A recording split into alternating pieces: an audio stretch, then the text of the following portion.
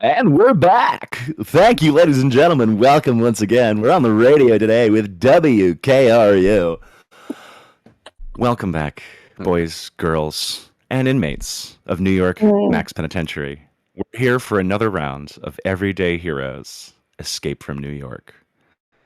Woo. Say hi, crazy criminals. Hi, crazy criminals. Oh, hey. We are here for session 3. Chapter 2 continues on. The Big Apple Bites Back.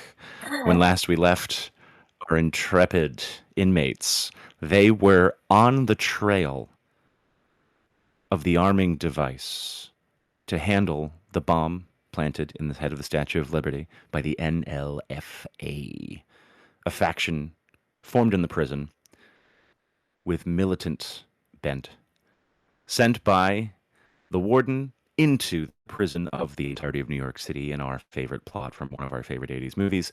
Our 4 nameless Alpha, Echo, Charlie, and Delta traversed from the Statue of Liberty, across the bay, up the streets to the Empire State Building, whereupon, after quite a bit of climbing, they reached a floor where a radio broadcast was going on, and their target had the information they were looking for. But after a slightly dangerous, although impressively quick battle, numbers were in your favor. Their target question also, we discovered, the man who put them on the bad bank heist that got them all locked up to begin with,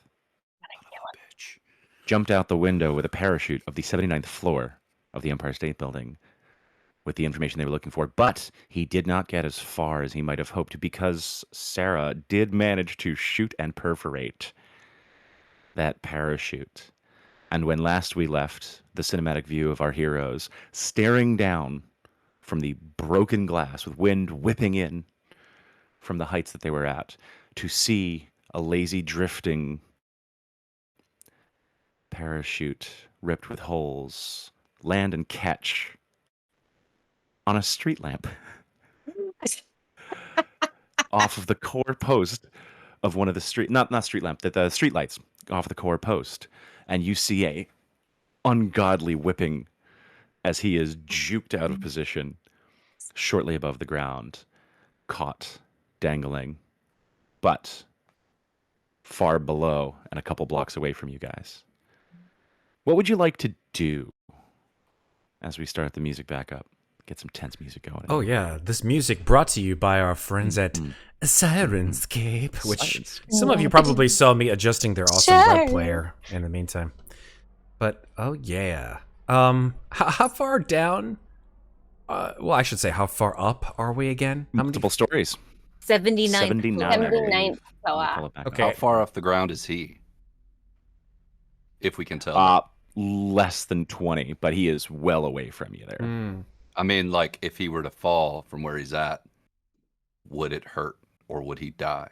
Jesus. He probably. Oh no, sorry, I should maybe better explain it. I was trying to feed it into the narrative and catch us right to where we left off. You did a great job. He is caught from the giant city street signs that juke out with the stoplights. So he is almost right off the ground. Oh, okay. He's there, but he is tangled into barely not touching the ground. But he should have taken. He's probably taken some whiplash injuries from that. Stuff. Yes. Also, as a point of housekeeping, because I don't remember, he took something. Was it information or was it a piece of device that we need? He took the arming device that we need. Yep. Okay. It's in a briefcase. Okay. Yes. But he took the device and left the briefcase, didn't he? Jump out with the briefcase. You saw. You know what? That's a great question. I would love for you guys to do a little investigating of the room that you're in. Roll me an investigation check. Also, because this is an 80s movie, give me some rolls for them. I feel like somebody needs to say something like, well, that didn't go according to plan. Well, I believe Echo's immediate response, she's going to kind of like lean out the window and say, well, fuck. That's 80s. That's very 80s. That's always. What are we rolling? Investigation? Yes, investigation. 19. Did it roll? It rolled. It did roll. It did. Okay. I'm too busy looking out the window to see shit. Oh, 4. Jesus. Perfectly fine. I mean, that's what I meant to get. We appreciate it. I didn't do very much Delta's better. already looking around to see if there's other parachutes, anything that gets them down, like, quickly. You don't see other parachutes, but Delta, what you do see in your infinite quest to try and get a quick gauge of the room as our smart heroes, right? Smart hero? Yeah. Yeah. You do notice there's a map on the wall, and there are 2 very particularly circled things on that map. One is the Empire State Building. The other is the Cathedral of St. John the Divine. Okay. My favorite buildings. Are we still in combat? It is a lovely building. It is also no combat very is over. You far guys away didn't from finish where we everybody are. out. Okay, the turn order. Yeah, what's yes. What's the Cathedral of St. what's John the the cross Divine street? is Amsterdam and 114th. 114. Oh, Jesus. So 12. we got to get all the way. Okay. You got to get past Columbia. Amsterdam. To Columbia. Okay. And then like 114th, 112th, something like that. Okay, great. So Delta's going to point that out. And then she's also going to start, because she still has the radio that she jury-rigged that right now can only receive. But she'd like to he's got like actual broadcasting equipment, so she'd like to try to like take one of the microphones so that she can jury rig a little something for Charlie to be able to use their gifts at a distance. Well, how the fuck about that? I like the gumption on that, Miss Megan. Thanks. Let's take a point of inspiration for that. It's I see. Okay. But then I'm going to need from you.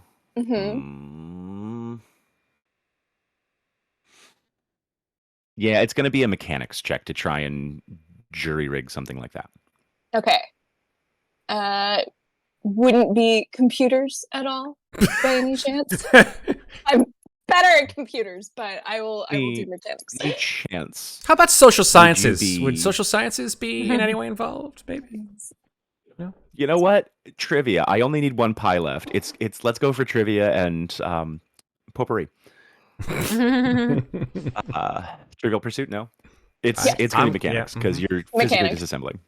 All right. Well, here we go. Fingers crossed. Respect the gumption. 19. Jesus, and it's a 19. Okay. Describe for us what it is you'd like to try and disassemble and assemble for Charlie to use. So essentially, she's got the portable radio that she has already jury rigged that led us up to this room and identified our erstwhile villain. So she's going to take the microphone that he was broadcasting from with his DJ setup, and she is going to just first of all see if it's just a headphone jack, and then that would be easy because it would just plug in. But essentially, if not, then she'll just rip open the back of her radio and splice the wires and just really try to like work it to where quickly she can just get it all to where now we have both a way to receive and a way to communicate at a distance.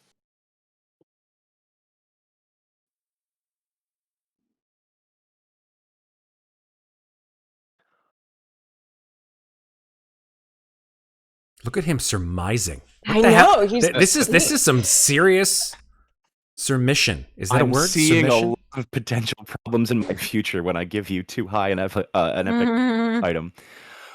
I'm trying to think out the permutations on this just a little bit. How about this? Because we had gone like broken Radio Shack ham radio, right? With this, It was whatever I pulled off of the hippie dudes.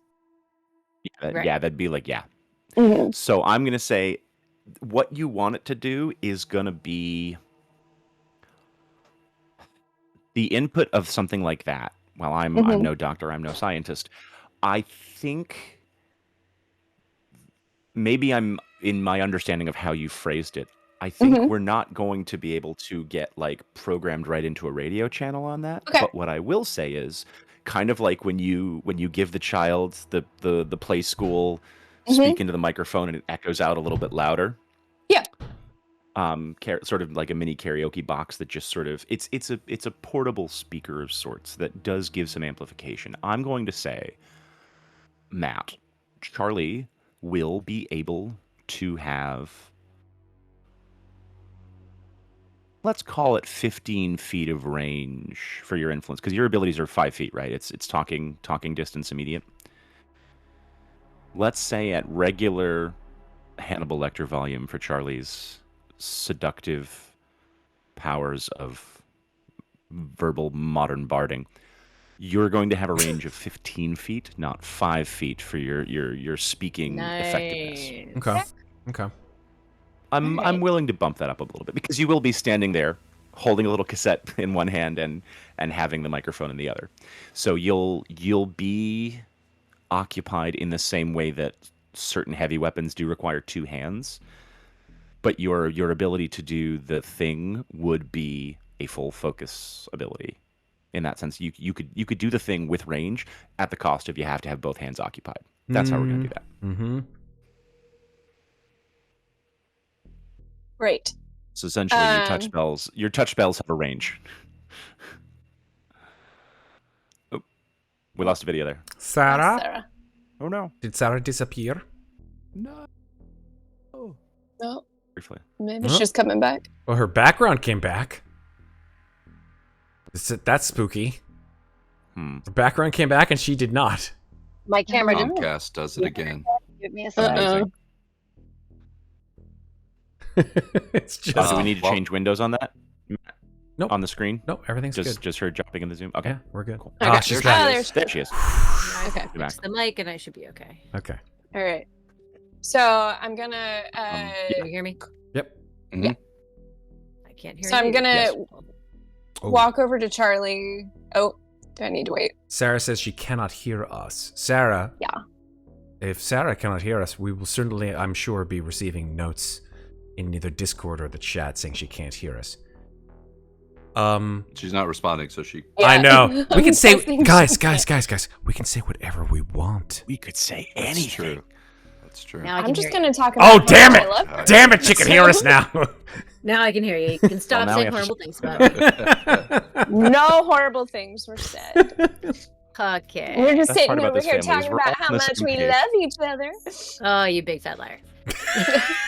Actually, I wasn't, but okay. Oh, No, wow. I I love you love too. him. All right. All right. So Delta, having quickly jury-rigged this together, she's going to walk over to Charlie and she's going to hand her the radio with the earpiece and the microphone and just say, all right, this is how you listen. Like, so, you know, this goes in the ear and like, that's what got us up here. And that's how I know that the fuckwad is the fixer that got us all in here. By the way, I'm not sure if you were in the hallway whenever I figured that out. So that guy is responsible for us being in here right now. Second of all, this is your microphone. Use it wisely. You got some great vocal powers on you, girl. So get there. Okay, cool. So who does this transmit to? Right now, it kind of works like a bullhorn. So you just switch it to here, and then anybody who can hear you. And probably, I couldn't boost it as much as I wanted to, so it's only about 15 feet. But hey, it's a little bit more than what we got here. Okay. So Well, use it wisely. Thanks. Sure. Thank you. So, I mean, this whole time we've been kind of quiet, but ain't nothing wrong with being loud. Well, this I kind of figure like might get you reach to more people. And I know how you like to reach a lot of people. As many as I possibly can, honestly. Yeah, exactly. Okay. All right. And then with that, Delta turns her attention to how do we get down quickly without killing ourselves? So, meanwhile, Echo has been watching out the window to see if this guy manages to disentangle himself from his parachute, and if so, which direction he takes off in, and how injured does he look. You don't see him moving. Oh, God. I mean, good, but also, oh, God. Well, mates, it's a distinct possibility that he might be staying there for a while. He doesn't appear to be moving much. So, we could just hoof it. That's what happens when you jump out of the Empire State Building. Alpha has already started back towards the hallway, stopping to pick up his shotgun from the floor. Of course he has. There's still two of them out there. Are there? They're tied up, right? They're tied up. Oh, yeah, They're we tied them up. They have to make a DC 20 strength check, I think, to get out. Jesus. Didn't go toss somebody over the stairs? I was going did to, I but make then that up? shit started going down inside. Right. I was going to, Yeah. and then I left him out there. All right, well, hang on. I'm going to walk as if they're still tied up until something stops me, back towards the stairs and head down, with purpose. There's nothing. We killed one of the lackeys in here, right? Oh, we killed multiple, I think. Yeah, we killed a couple multiple lackeys. lackeys. So, Great. is there any information? Like, there's got to be dead by the windows. I'm sorry to interrupt. Is there anything information-wise in here that would be useful to us as to what the fuck? Like, I know this guy was like the head of this gang and stuff like that, but is there anything in here that's useful? He wasn't the head of the gang. He was a mouthpiece for the gang. Fair. He was part of the NLFA, but not the active leader. The active leader, you're not entirely sure. Got it. What you do see, in addition to, actually no, that would be in the bag. No, the only thing currently there is the map on the wall. Anything else that he might have grabbed is on his person and will need to be retrieved. Okay.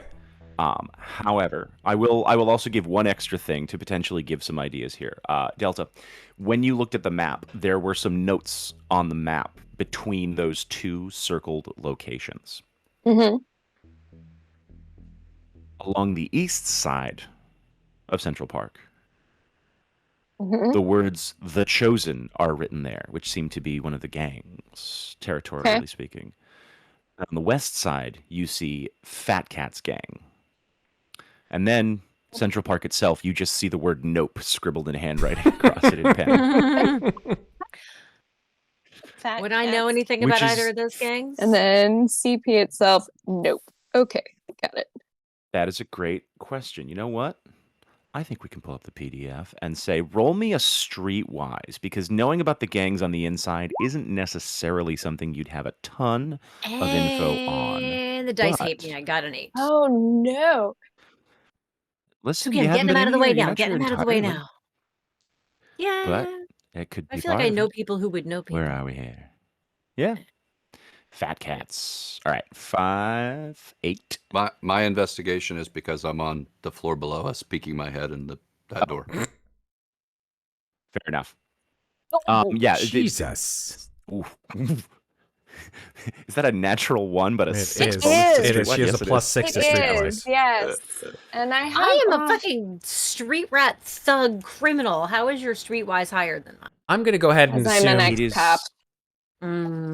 that it is entirely possible that the inner workings of the fact that most people do not come out of New York Max simply mean that the stuff that has evolved in here has not gotten more than whispers and gossip. I would simply say the name Fat Cat obviously implies a sort of richer mentality. So you suspect that they may be either more refined in their execution of things, or they are rich people who started a gang in response to the situations of it all. Maybe there's some white collar criminals in here. Maybe there's some mobsters who have been put in early and were already doing time in prison. maybe they're actually cats. No. Or Maybe they're they actually really cats. like ping pong. Crossover with American Werewolf in London. In the wrong neighborhood. But that was good. We'll say, and that's a great opportunity for us to go back onto the map here and give everybody a look at New York Max while we talk about this. Hell yeah. I love this That as map. we look at this beautiful, gorgeous map provided to us with Roll20, Shift Ping, we can sort of see these territories here, where I will literally say, let's penline, let's write freehand. You gotta go. No. That is a no. So they're saying as you can see here, So on the side of the map here, we see that there are territories sort of quadranted out, and I would say that there is some awareness, but not necessarily of how the individual gangs operate necessarily on this. But if we look at it here, we have the Wharf Rats, the Hippies, the Flying Dragons, Angel's Army, the Broadway Boys, the Tudors, the Fat Cats, the Chosen, the Reapers, the Black Spades, the Tomahawks, the Yankees, and the Nightshades. Feels like it's a little bit overlapping with Warriors. Especially the Yankees.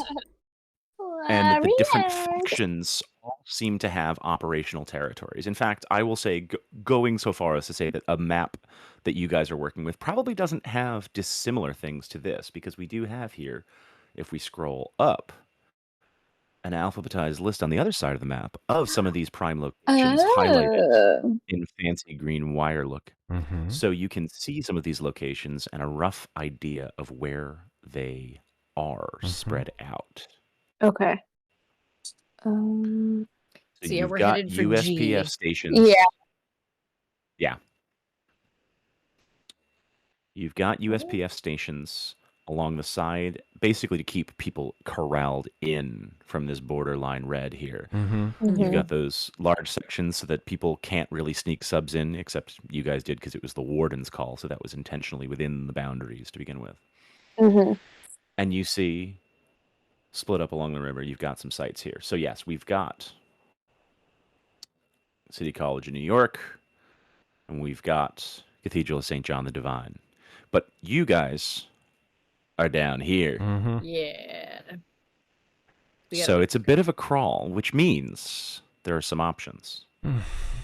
You could try and go the long way around and cut up the east side and go straight across, which is a shorter line, but maybe less gangs, unless there's gangs going on here. 13H. 13 is the Nightshades. You don't know much about them.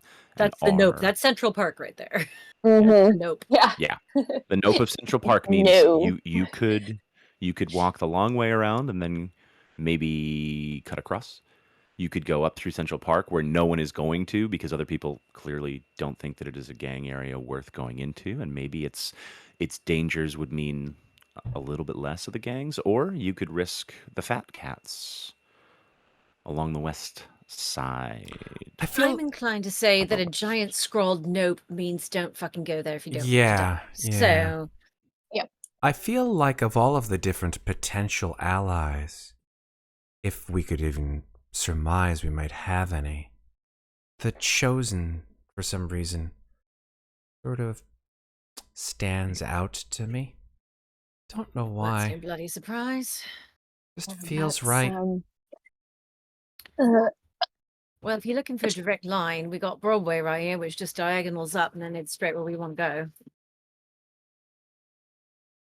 Wasn't there something about an urban myth about like cab drivers and stuff like that? Like, maybe we can find a cabbie? Like, and the same thing, actually. That a cab driver might be inclined to take us at least part of the way. And I bet there's something around here we can use for barter, speaking of which. And I'm going to start digging around looking for weapons or anything that might be of good barter value inside a Supermax prison. Interesting. To be fair, it has been open for years now. And yeah, but we're in the NLPF headquarters. Yeah. So one of them, yes. It is very, very true. Although it seems to be spread out and stationed, like I said, it seems to be one of many because there weren't nearly as many guards as you thought, though you did get past a whole bunch. Still, we're in their broadcasting center. It is. They probably have shit, and I want to take it. What are you looking for? So you're looking for weaponry. You're looking for tech and barter.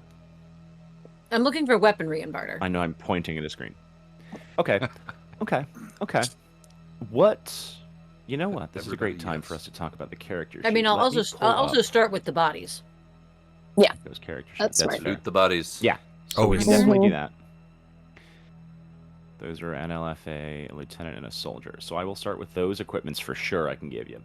But you have... What is your... My bulk, what can I carry? 7. Equipment gear, bulk, 7, yeah. No, there was, there's a wealth bracket. I'm trying to remember where the button is on here. But basically, your wealth can kind of determine the category of things that you have regular access to. Yes. It's up at the top. That. Mine's a 3. Thank you. Mine's a 2. Wealth 2. Also 2. Okay. So we pull up the definitions of that and give you an idea of some of the stuff that you might be able to work with and either that I might improvise just or already play have around on with, me, even. basically. Or might be able to easily get access to because you'd know where they hide those things. Mm-hmm. Here we go. Wealth 130. Right before.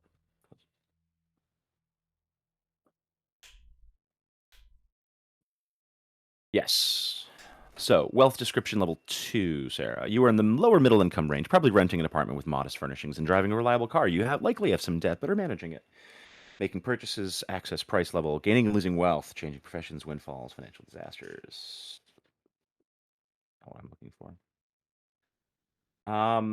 I think we should be able to find you a couple soldiers packs here. How about that? Let's get you a couple packs of things in your price level.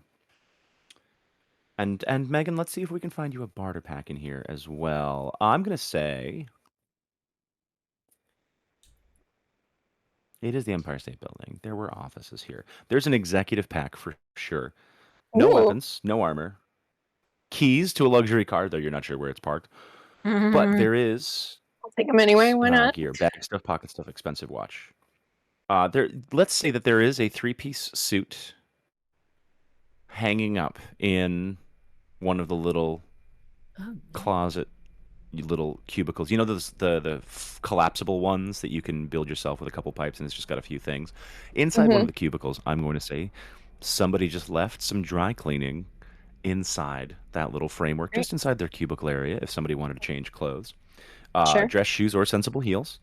And then it says bag stuff, pocket stuff, expensive watch. I'm going to say that in the pockets of that, you do find an expensive watch, which by 1990s money, we could probably say sells for 150 Rolex. Yeah, I'm thinking. All right, so I now certainly have good for a bribe here and there. Okay. one heavy ballistic vest to wear. Nice. Yep. And yeah, you're gonna have. Oh. Yep. I got some carbine rifles. I got some good shit. All right, cool. How much? Yeah, you're on the page there. Yeah, I'm pulling up the So I'm going to say pack stuff. 2 frags, 1 rifle. Okay. Combat boots, fatigues with bloodstains and holes if you want them, and then the soldier's kit. Here we go. Which is soldiers carry a lot of equipment when deployed for combat. Exactly what they carry depends on their mission, the role in the unit, and the environmentals they're fighting. This kit offers the essentials: frame backpack, combat fatigues, military ID, chem light. Okay, so you're gonna have some cracked glow sticks if you want them. Nice. Ear and eye protection. I'm gonna say you get 1 balaclava and militant goggles. Okay. A small multi-purpose tool like a Swiss Army knife. Yep. A notebook and pen, and then a movie. Okay. So you've got the camo poncho. All right. I'm gonna say with these guys, probably not the night vision goggles because they were inside with lights on. But I will say there is a first aid kit and a couple rations. All right. Between them all, you could potentially make, Megan, 1 more radio. Although I'm going to say between all the guys we shot up on this floor, not all of it is completely assemblable. But you guys would at least have a walkie-talkie off of each other, or you could tune the walkie-talkie to listen in on any sort of stuff if you're hunting for specifics. Great. Then I will do that. Also, do key fobs exist in 97? No, I don't think that way. Well, what kind of key fobs? Like if I were to just like take the expensive car keys and like lean my arm out the window and just not from press the button door. like go boop, boop. Maybe then I will wait to do it when we get to the ground. But I think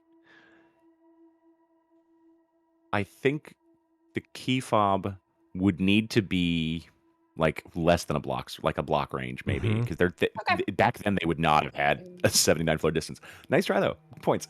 You don't get what you don't ask for. Yeah, no, totally fair. I think that's good. Marcus, Matt, anything you guys are looking for while this is happening, and we're gonna cut back over to Marcus on the other floor as well in a second. Honestly, baby got a microphone. I'm cool with it. So great, love it. Here for it. Marcus, let's bring you downstairs then. You're checking the floor below. What specifically are you looking for? I am mostly hoping to find something that will prevent me from having to walk down 79 flights of stairs. Nice. Very smart. I'm happy with my weaponry currently. Although I'm missing a rifle. I don't know where it went, but I think I gave it to you can someone. have the one I just found because I don't think I'm proficient with it. So yeah, double check right now. If you want. There were a few rifles from the soldiers up here that were killed. I was handing weapons all willy-nilly there in the heat of it. I remember. I gave your Beretta back to you. Yes, I do have that in my inventory. And I picked up my shotgun on the way out. Okay. Okay. I also only rolled a 5 investigation. Yeah. Which is unfortunate. No, that's fair. Yeah. Are you proficient in military weapons, sure. Alpha? I am... Let's see.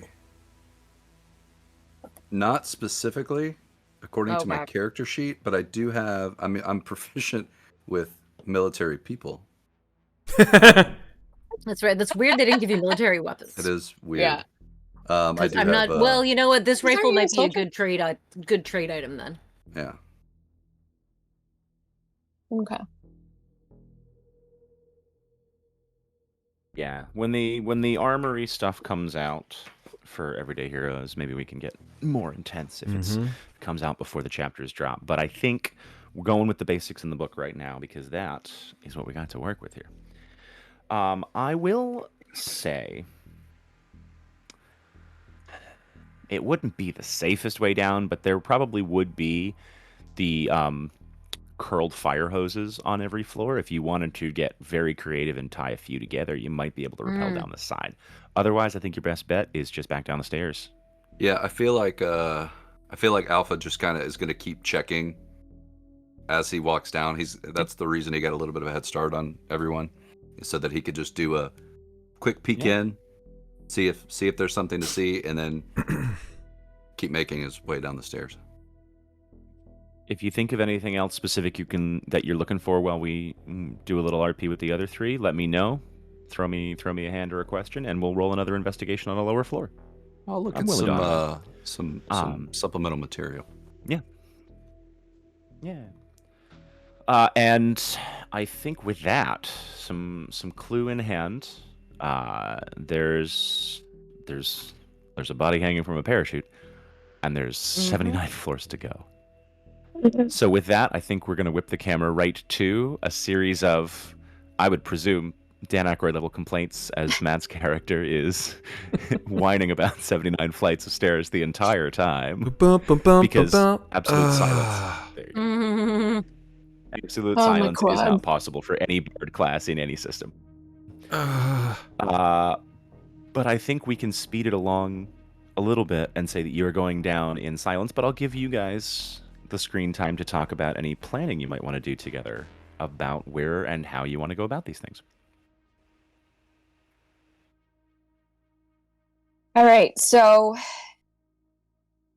we know, what is it, St. John of the Divine? Yeah, St. John of the Divine is probably where whoever's heading up the whatever the fuck it's called, however those letters go in whatever order they go in, an LFA. So we got to get up there, but like he had the briefcase whenever he jumped out the window, so we got to get that first. We need to get what he has. That is the thing that we are literally here for. Exactly. Yeah, exactly.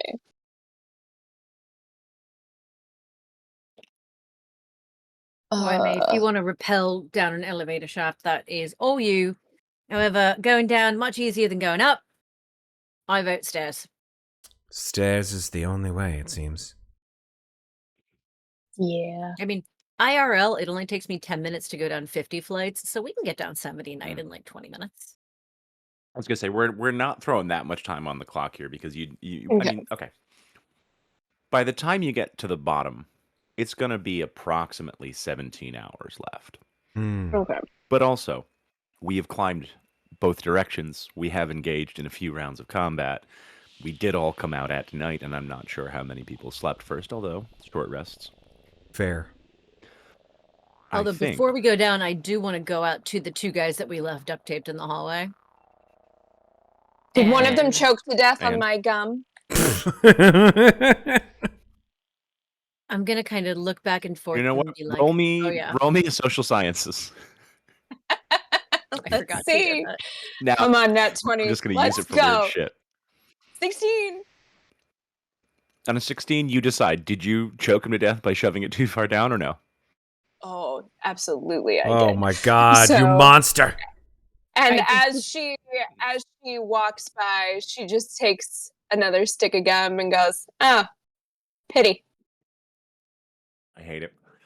And I look at the 2 of them, and hopefully, I'm hoping the one that you killed was like the underling, not the one who was like the boss, right? Okay, good. Yeah.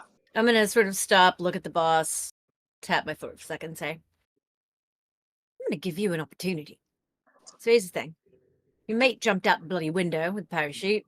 He doesn't look like he's moving, but he might start before we get downstairs. So here's the thing: if he was gonna go somewhere, and you tell me where that place might be, and give me a reasonable inkling to believe you, then I'll leave you here for your buddies to find, and I won't throw you over the edge of the stairs. If you don't tell me, well, then you'll get to the bottom before we do. So, what's it going to be? Give me a thumbs up for yes. Okay. You tell me if this is an intimidation or a persuasion. Oh, it's 100% an intimidation check. I'm threatening to murder him. Delta's just standing behind Echo with her arms. There we go. Just, 22. Just popping her gum. 22 on my friendly intimidation. So does he give me the thumbs up? All right. Okay. She will gently pull the tape off his mouth and say, "All right, sunshine, what have you got for me?" Well, I mean, it's sorry, the damn voice. No, dude, it's listen, bro, lady, bro. God, it's every man I work with. Lady, bro. Lady, bro. There's this real fancy church that they all like to hang out at. That's where they sort of have oversight of it all. It's a little bit high up a hill. It's got a pretty view of this park over there. I think that might be the place where he's going. He just down here. It's taller for the broadcasting. Different, you know. What's security But, look like up there? It's not that. There's no Dunkin' up there. I don't like to be up there. Downtown's a little bit more my speed. Yeah, fair. Security. What can we expect?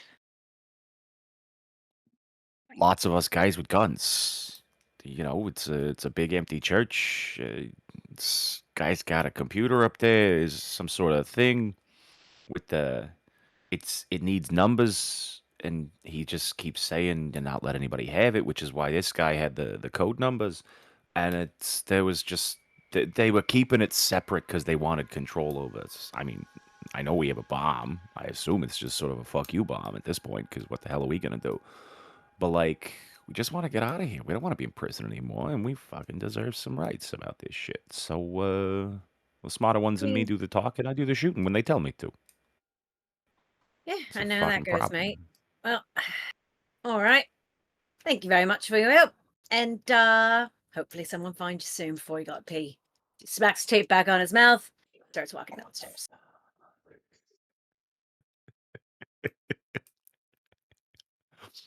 But Matt's she making does. a face over there. I'm in awe. That's all. But I look back over at Delta and say, "Oi, brains, you hear that? He ain't got the detonator. He's got the codes. Detonators in that church." Yeah. Looks like we're going for a walk. Yeah. and starts trooping down the stairs. We need to be I will say quiet. Like calls into the door where Alpha is like, "Oi, you coming?"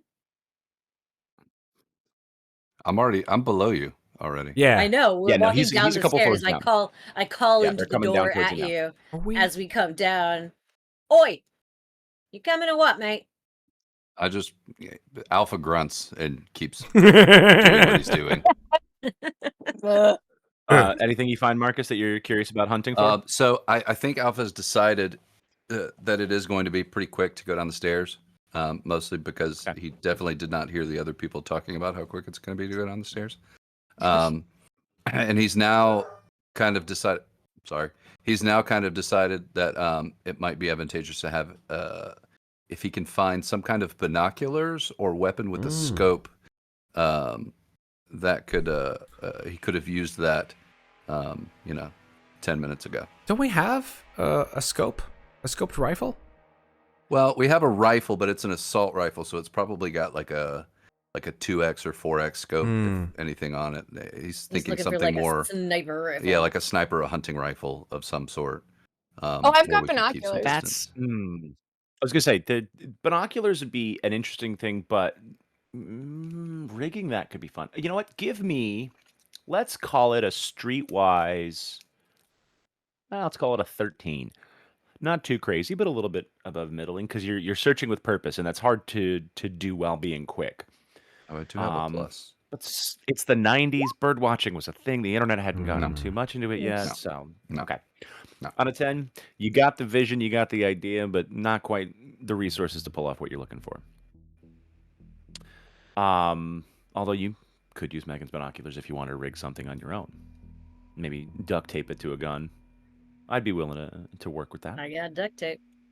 I'll keep it in the back of my mind. As our synth music kicks back in, we are going to get to the bottom of the Empire State Building and out onto the street. We're a couple blocks away. You do still see, hanging from the parachute, the limp form of one particularly nasty pain in your asses. It is a little bit higher than you thought. Maybe that snap was from an interesting angle from this height, but he's about 10 feet off the ground. You could probably somebody's shoulders or cut him down. You could make it work without too much trouble. Definitely dead. But you're welcome to check. And where are the guards that were down here? They don't seem to be here anymore. And you can't tell if there was a second stairwell that you missed. It's very possible with broken glass that things may have gone in their minds. They may have either chased up after you and gone in the wrong direction, or they may have fucked off because shards of broken glass were falling down from stories. But at the moment, they don't seem to be here. And with 17 hours left, I would say it's been about an hour and a half from where we were. So starting at 1 o'clock in the morning, 5 hours, we're starting to see sunrise. Mm-hmm. It's getting lighter, and light in New York might mean people are out and about. Yep. Alpha will walk up to check the body. Okay. Less to see if he's alive, more to see if he's carrying the thing that he took. Well, it wasn't a briefcase, right? Do we see the briefcase? Because yes. No, there was something that was in the briefcase, and that has been opened. What you find on him are two things, pretty easily. He doesn't have a ton of stuff underneath. Like it's one stuffed in a pocket, and one thing in his back pocket. You do find a scrap of paper with digits on it, specifically an alphanumeric code. Without any other notation. It just says 618E5415M1. One more time, 618. Which you can... You should put it in like a handout or a chat or something. Mm-hmm. Unfortunately, it's built into the other thing, and I don't think... hold on. I'll put it in the chat. I'd love it if there was. Go ahead. Give it to me. 618. Yes. Mm-hmm. E54. Mm-hmm. 15M1. 618 East 54th, 15 miles, something like that. Oh shit. Sorry, MT, not MI. Oh, MT. Alpha obviously takes that piece of paper and turns to Delta and hands it to Delta and says, "This is a you thing." Echo is going to take the pen she found, push up her sleeve, and write it on her arm, and pull her sleeve back down. Smart. 618 East 54th Street, 15. What is 15 MT?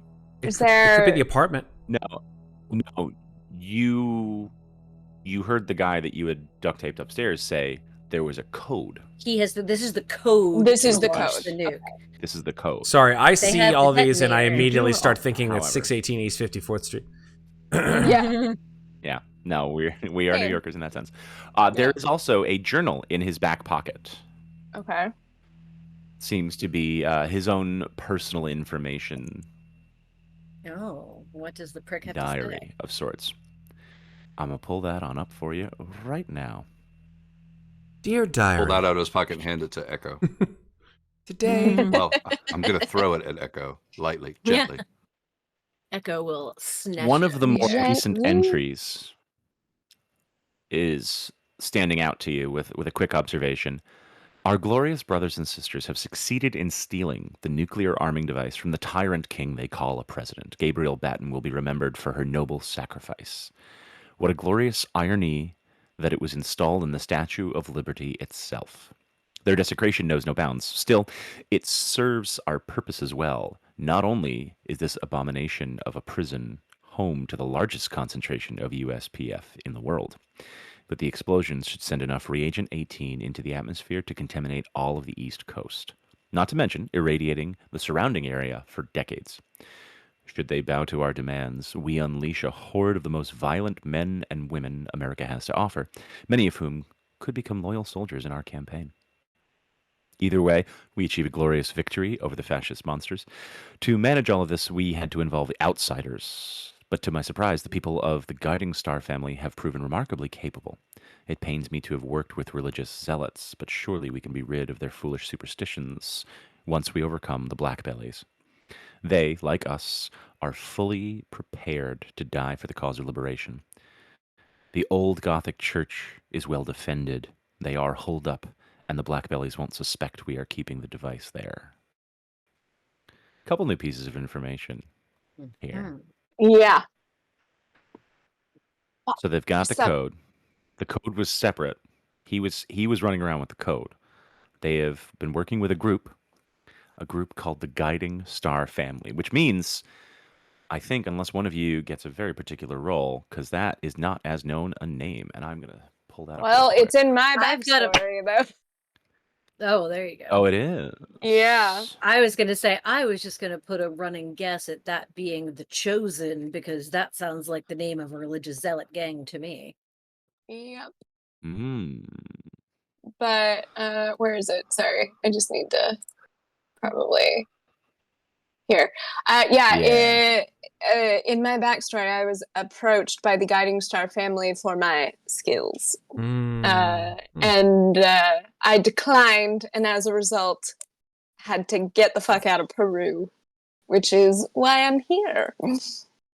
So we're gonna throw in a backstory with a doodly doo because you have that backstory. I think we can jump right on in with this anti-government revolutionary group. The GSF, the Guiding Star Family, is a revolutionary group originating in Brazil, subsequently spreading to the United States. They espouse a mixture of revolutionary socialism and the Candomblé religion.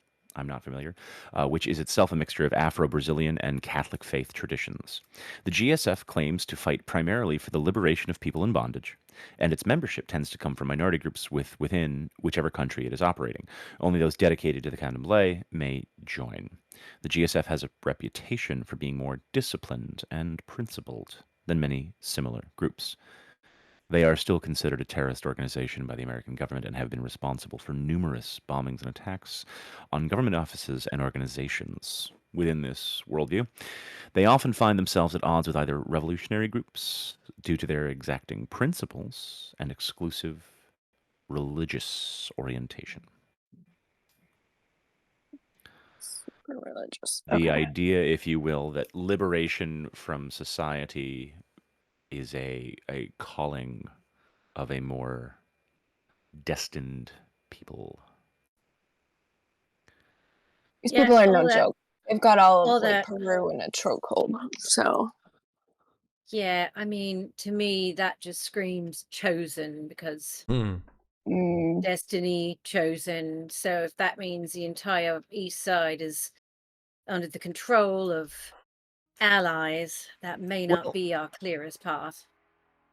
Yeah, it's a fair thought. These black bellies. So you've got the journal, you've got the number. Mm-hmm. Yeah. You got any ID on him? What would you guys like to think about? He does not.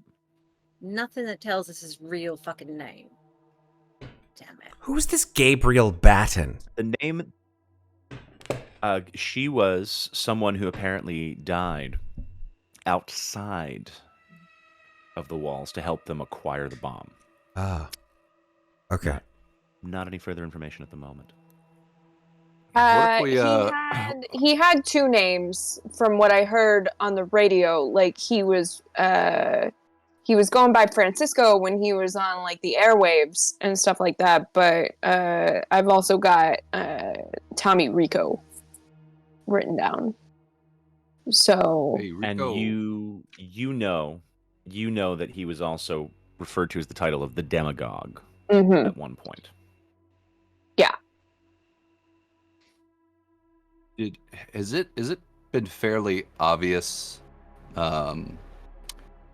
Like I would assume that these different factions and these different gangs have their own kind of symbol or mark or something that is probably graffitied area.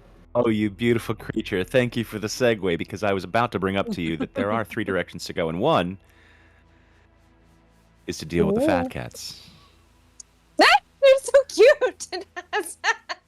I love it. Oh my god, 2, it's great. That is very ping-pongy, yes. What the shit? Yeah, right? They don't have the Chosen on here. Suspicious. It's unfortunate. And they do have, however, the Nightshades. Ooh. Oh my god. I like the tomatoes. What the hell? That's There's some silly. poison shit. That's Don't eat silly. or drink anything around the Nightshade group. That's what I say. I mean, They've really taken into like poison farming Central Park. Well, before we make a decision, my thought is if we had passed some kind of simple symbol from one of the factions that we passed further downtown, do we think it might be a good idea to maybe make that mark on this body so that if his, if the allies kind of find him, we send them in the opposite direction that we're going? Like maybe the Wharf Rats or something like that? So that not everybody will you should mention, you should have, coming up on your screens now, a jacket of what the Wharf Rats logo looks like. So nice. I love that the rat has a knife. In the hands of what the fuck? Someone. Yeah. Just fucking holding a knife back here, my guy. Listen. Rat holding on a knife. Nothing on me. All of these drawings are way too there's also a complicated. Nightshade's tag here. These are very complicated, however. So it would be like a time, 2-letter, and it would be a work. 2-letter tag. I mean, that we could throw WR. Yeah. Something quick that somebody who had just murdered someone would scroll fast and then get the fuck out of Dodge. Wow, that was totally. I turned it to Masters for a second. Yeah, you really did. It's cool. You really did. I would say. Sorry. Totally. They're way too far spaced north. out for a minute You there. wouldn't have seen that yet. I just have a lighter, and it'll take too long to burn it into its forehead. Okay. Well, and you know what I will say? In Oh the god, interest you keep of... mastersing me. You did that accent, and now I'm toast. Wait, no, mates, I got it. Don't worry. And she's gonna pull out her duct tape and just duct tape a big old WR onto the back of this guy's jacket. Ooh, Nice. damn. Okay. I like that. I like that. It's a good little thing, and perhaps this idea just needs some time to brew. Is he definitely dead? But as though? it's brewing, Now that we're closer? he is definitely dead. Yeah. Okay, great. So He's dead. Delta resists the urge to piss on his corpse, mostly because she can't reach it. So. All right, look. I can cut him down if you want. The numbers. I do have to. We're gonna have to deal with these nightshades. We're gonna have to deal with these nightshade bricks eventually because they got the park, and that's where we're getting taken out of this dump. So, fat cats. True. Maybe old Charlie can do a bit of sweet talk, make him see things from our perspective. If they do like the finer things in life, I've got this, and Delta just holds up the Rolex that she found upstairs. Oh, and while we're on the ground, and she just kind of goes boop with the key fob just to see. Now you can roll me a computer check. Let's see if the car is anywhere nearby. All right. Let's see. No. 23. On a 23, you realize that you're in Midtown. It's been years. And parking garages are nearby.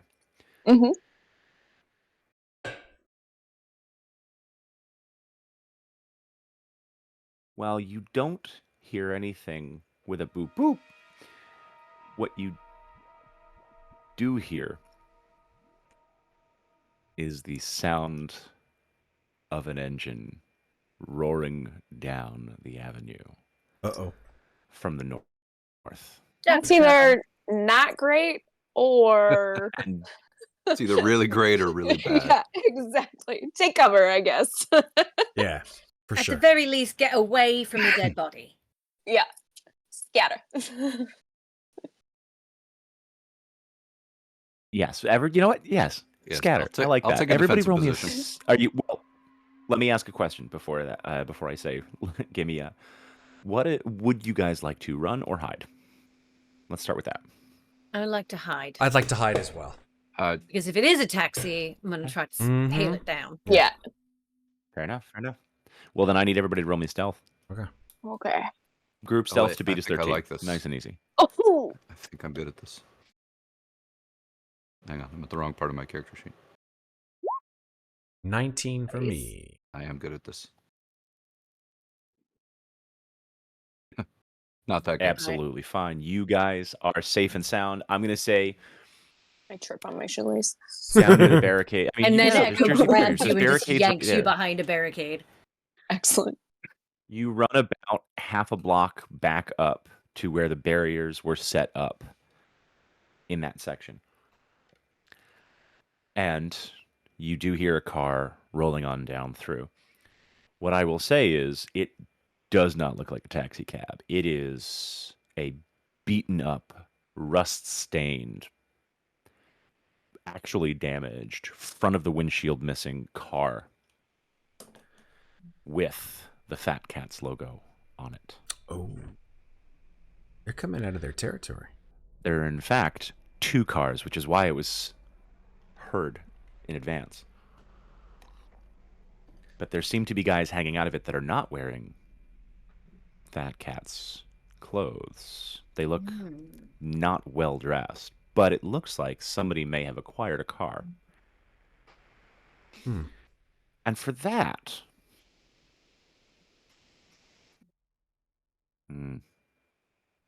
No, that's just how we're going to do this. With that, you see that the ones sticking out of the car pull out a bullhorn. And you hear a voice explain over the megaphone to all who are listening. Be prepared for the fact that the weekly races will be held in a few hours. As always, you might get a reward if you win, but also it's a race to the death. Make your choices. We'll see you at the usual time. So,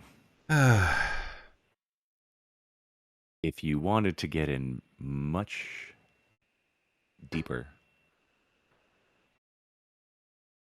to a series of non-lying situations of people who will be in a very public place, there may be a fourth option, which is that if you acquire a car and win a race, you could try and curry favor, perhaps asking for something specific or safety passage. Mm-hmm. However, it would require a lot more publicity, and they are unknown variables. And it doesn't seem to be happening for a few hours, so it doesn't seem to be immediate, but it does give you something for bargaining chips, if that is the tactic you guys want to use. And I can pull up more information on that later. I like all of this. So I need to find it first. It might be a good distraction if we know where these races are. Yeah, Get into we can either go where they are not, or go where they are and simply look like we are watching the races. Also might prove to be a good distraction if it goes anywhere near St. John's. Good point. My thoughts exactly. Yeah. It's much easier to hide in a crowd than it is standing out here. Hey, Charlie, go ask him where the race is at. Charlie just looks at Alpha like, so uncouth. And I got Charlie, your back, I swear. Sure. Charlie will walk out into the street. Oh, it worked. Yeah, just walks out into the street, real slow, doing her best damsel in distress sort of smile and body language. Walks over to the car. Mm-hmm. Car's just like circling, or has it stopped? No, it was continuing to go on by. So you'd be behind them at this point as they've pulled past you. Okay. They seem to be just the shouting messenger boys. Yeah. So I put the microphone to my lips, turn the gain up to about 60%. Oh, I'm so proud. Just like I taught you. You damn straight. And then you're doing it right. And then just like, this is the dumbest thing. Oh boys.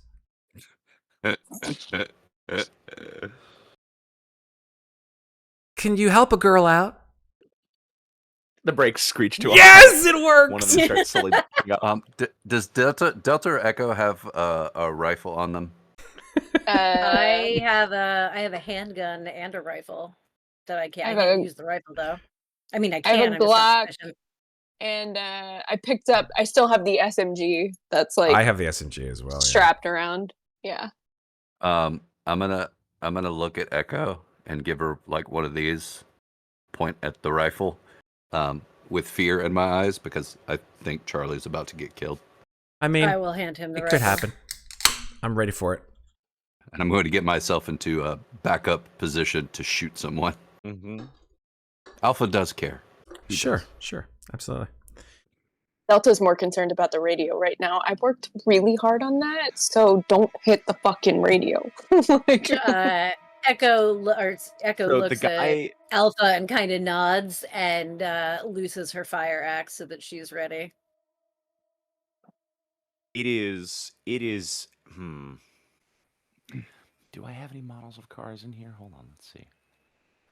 You could just tell me and I'd know. You know me, Patrick. I'm such a car guy.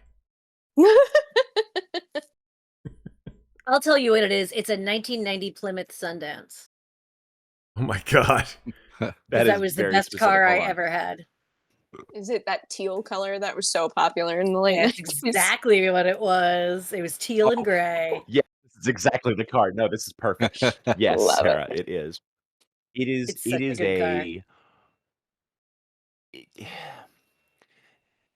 is a doctor's office teal with like rust stains. It looks like something was smashed against the hood. One of the windows is broken out. It's got the separate. Oh my god! It is my car. Not a fully matched color. And it is, and one of the headlights is actually one of the taillights as it backs up to Charlie is busted, and as the taillight starts sort of beep, beep, beep. No, they wouldn't have had those back then. Never mind. As it starts to back up, No license plate, clearly been taken off and screwed. You see that it's also decked. It's decked with a third gentleman in the back who's got 2 little SMGs, who is just sort of maybe not noticed on the first pass because you're mostly distracted by the guy with the bullhorn sitting on the side window on the passenger side out the front, bellowing at everybody. And on the passenger side of his best friend's side. At me. He is not, however, dressed in doctor scrubs. Matt, what would you like to say now? Yeah, so if I get how many people are in the car that I can see? Great. Driver, passenger with the bullhorn, one with guns out the back of the broken, non-existent window. Sure. So I just sort of just you can see it over the spoilers on this guy. Yeah, not even a spoiler. That's just the trunk. How close are they to me? Yeah, it's not a spoiler. It's actually a half. They are backing up. They are about half a block away because they were a nice 15 miles an hour. Just letting people in their various hidey holes know. Totally. So I'll sort of like step to the left so that I'm on the driver's side. Mm-hmm. And I sort of just no. He's gonna no. It's not an automatic window. He's fully gonna roll down the window. Yeah, roll it down. Hey, just sort of walking over to him, and go. How you doing? Guy or girl? Not that it matters. Guy. Hey, hot stuff. What are you doing this morning? What we always do, letting people know about these races. What are you doing? Oh, I'm sort of takes her fingertips and just sort of drags it across the top of the car. A bit of a racer myself, you know what I mean? I like... Oh, no shit, what you drive? I like fast things.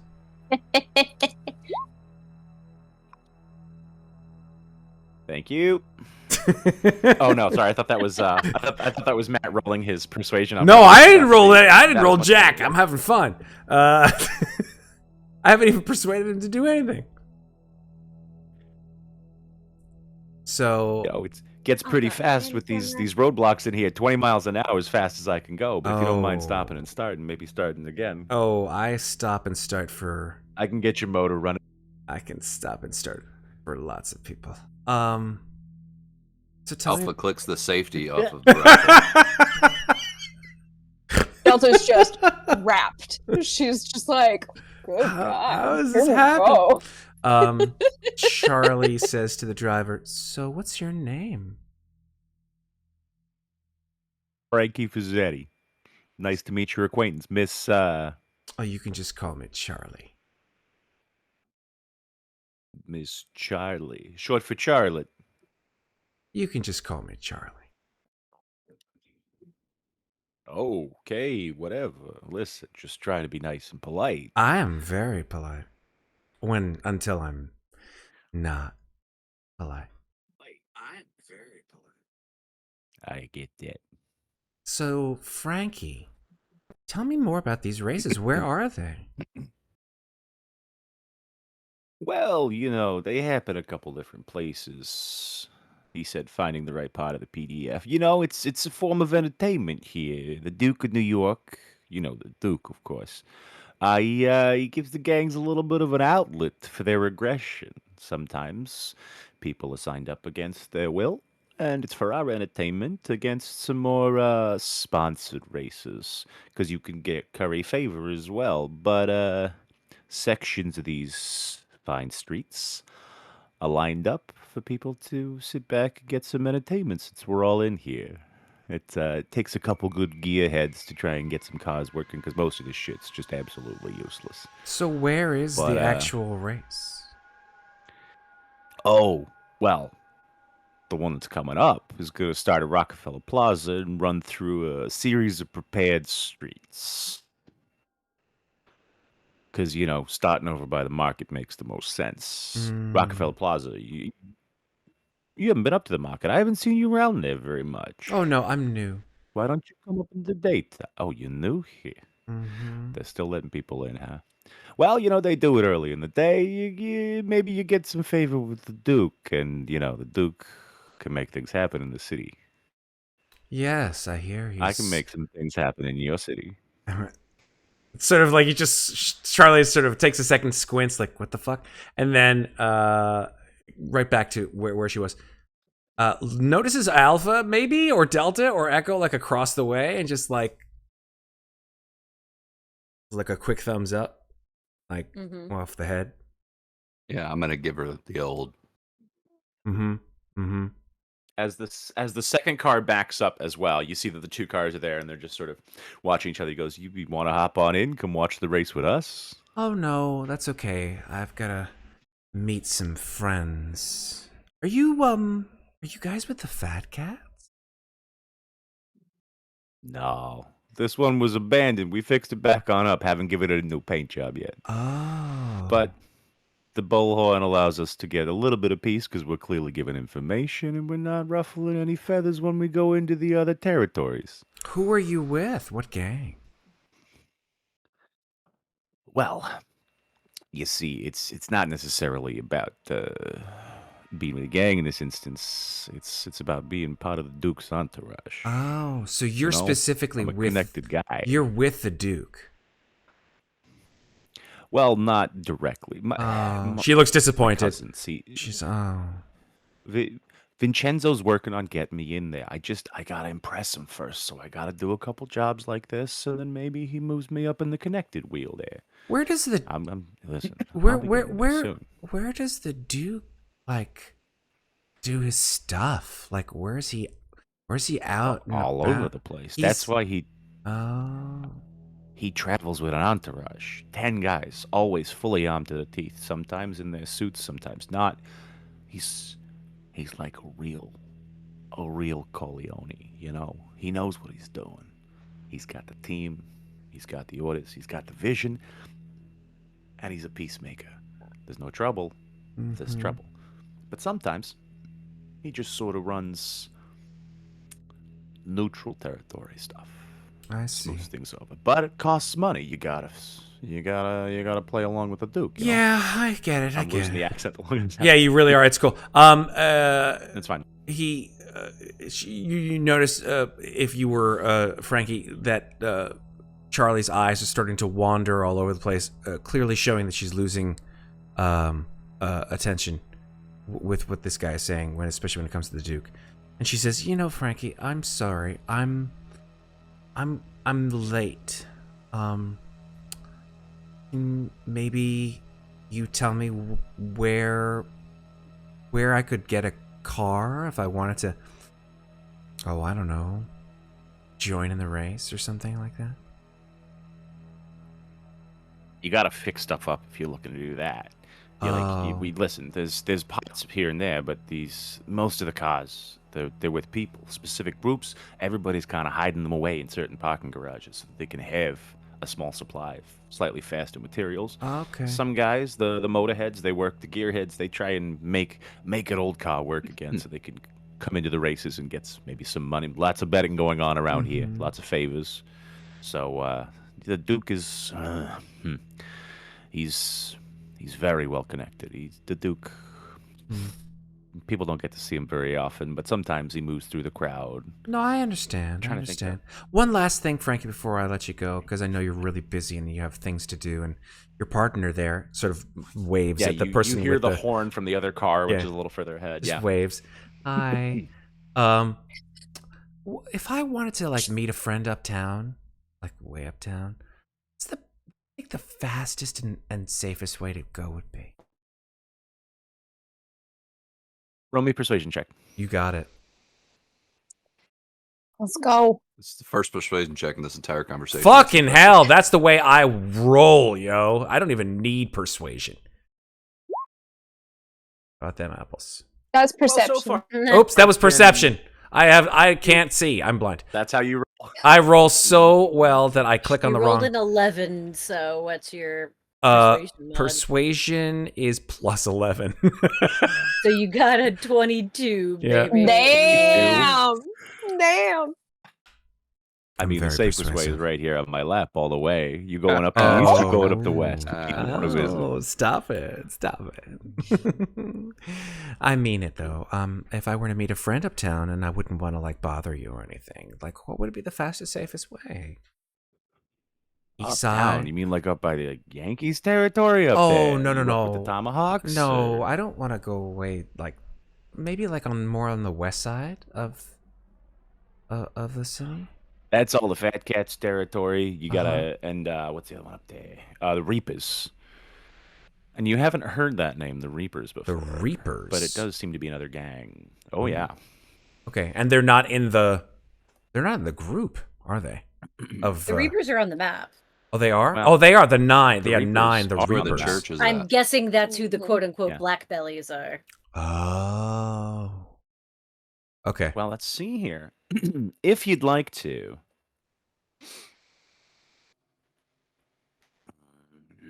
You know what?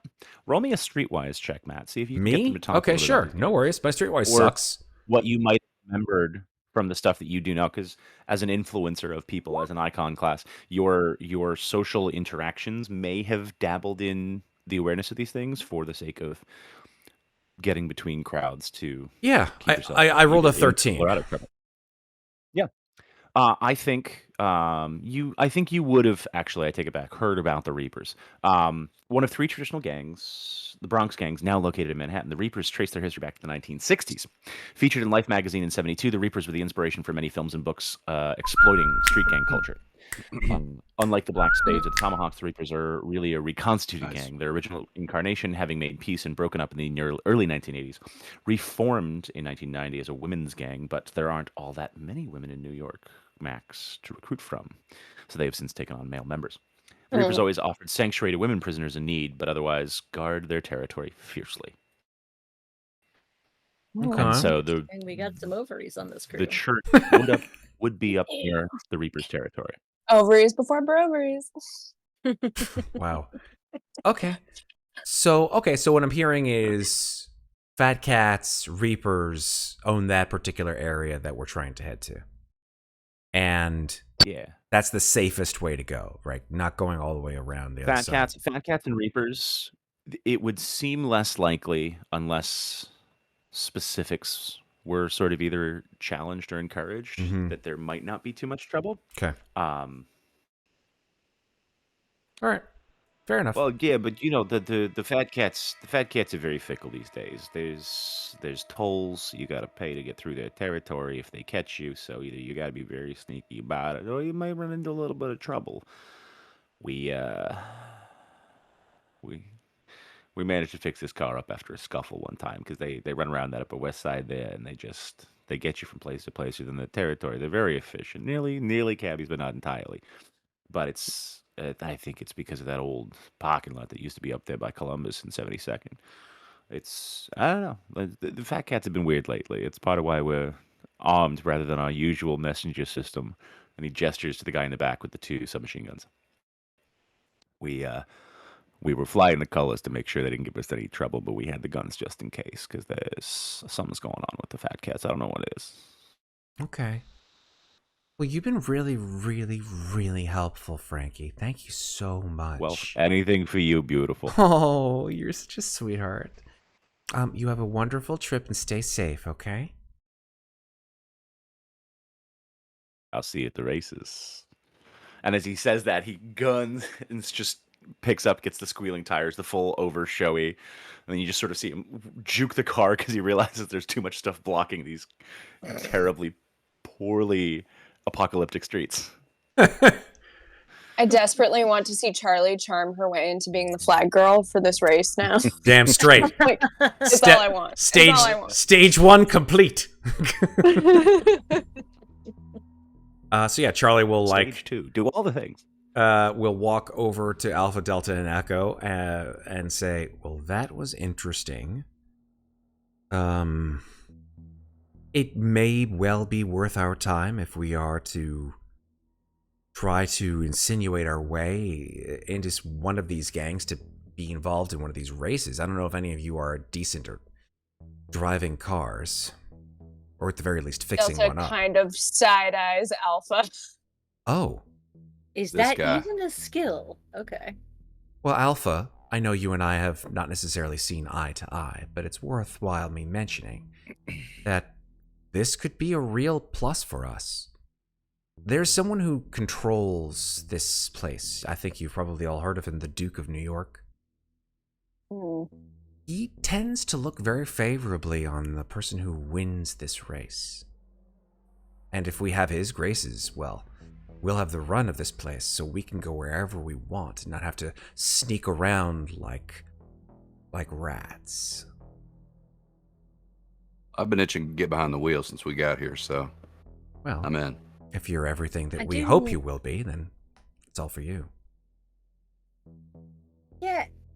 That thing he said, though, about being a race to the death. Well, everything is a race to the death around here, I would assume.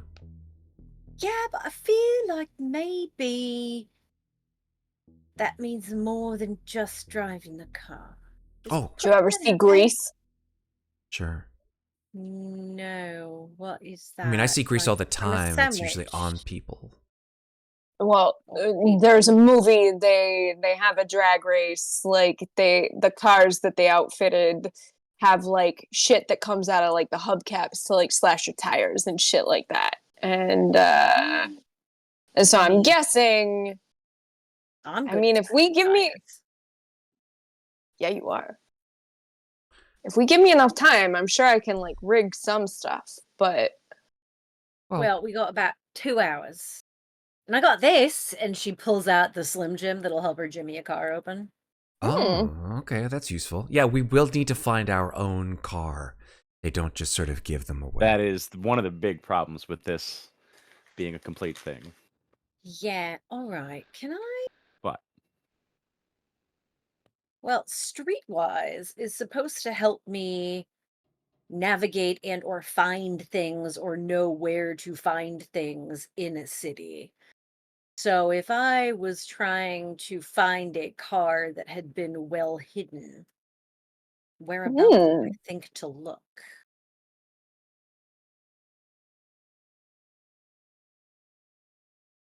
I think the problem as it stands is because the city has been fairly ransacked along the way, unless different gangs didn't find value in certain things. Well, this guy said the gangs are hiding cars too. So I'm not saying necessarily a car left over from. Yeah, I want to know where I would, with my Streetwise knowledge, go looking for a car, even if it means I have to steal it from someone. Well, I mean, the obvious answer is at least the Fat Cats definitely have some cars because they've already decked this one out. Yeah. The other one didn't have logos like that on it. It was a little bit more Mad Maxian. It looks like they had, like the other car had been a hodgepodge from a couple different pieces of metal, meaning that maybe the doors had come off somewhere or they were changing out the paint. So that's your first thought is Upper West Side somewhere. Mm-hmm. And as you think about the Upper West Side, you do have a vague awareness that underneath Lincoln Center, there is a parking garage. Walked through that parking garage so many times. Same. That is the direction we're headed. Well, here's the thing. The race starts at Rockefeller Center, which is on the east side of town. Well, it's kind of in the middle, actually. It's 50s, yeah. We would have to go up and then come back down. Well, if we had a car, we could drive the car back down. Sure. Yes.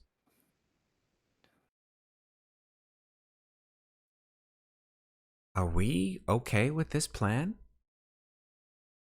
Well, it's either that or we just hoof it up there on our own and hope we don't get killed. You think... Yeah, I'm sorry. I don't want to interrupt you, Echo. The first few hours of our trip have been not very successful just being on foot.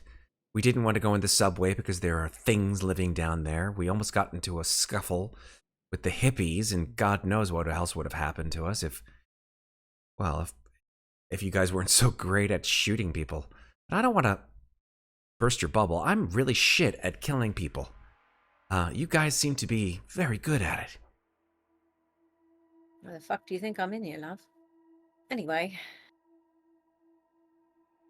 My I'm good at a lot of things, so it's just natural. My talent for violence is what got me into this mess in the first place, so I've been using it to try and get myself out. But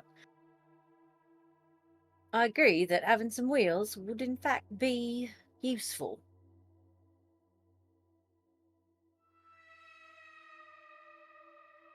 All right. If you lot want to look somewhere else, that's fine. That was just my thought, is that under Lincoln Center there was a garage and probably get some fairly nice cars there. So even if somebody else is in the mind of fixing them up, that might be where they are.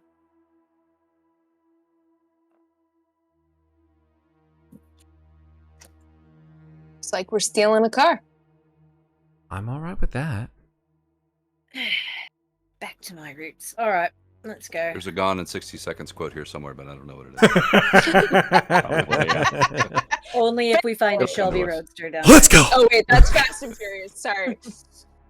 We're not to family yet. No. Family. 60 seconds is earlier. It's very different. Oh, yeah, it was him, wasn't it? Yeah, no, it was Nick. It was absolutely Nick Cage. Yeah, it was was. Nick Cage back when the hair was. I just remember the meme, which is Was like, that Angelina Jolie Yes, with the it was. terrible locks? Yes, that it was was. Angelina Jolie. he's just like, with the dreads. oh, let's go. That's all I remember from the entire movie. That's a great soundtrack. All right. So I'm hearing as we go, car. everybody keep an eye out for anything that I can use and that I can attach to the car to make our car like as vicious as possible. Okay. Yeah. Interesting. What are we thinking of when we say vicious attachments? Literally my only point of reference here is Grease. So What, have you never seen a single Mad Max movie? Come on. Yeah, all right. We need to find some leather jackets. The way they filmed the new Mad Max like really fucked with my brain. I'm one of those people that like I had to keep pausing it because I couldn't breathe while I was watching it because of the way they shot it. Yep. So which didn't happen to like 98% of people. I'm just lucky, I guess. But yeah, anything that we can like either use to armor a car, even though that'll slow us down, anything that I can attach to like hubcaps or wheel wells that will fuck with other people's tires. Yeah, spikes.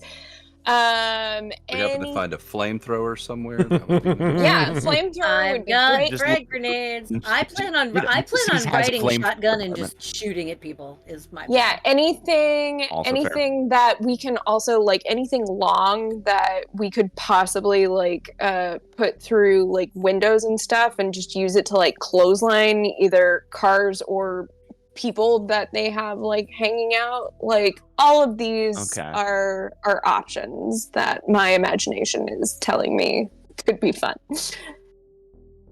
Search for decapitation devices. Okay. Got it. Yeah, exactly. I just want to duct tape machetes to street poles and then just have me and Charlie hang on for dear life. Totally sensible.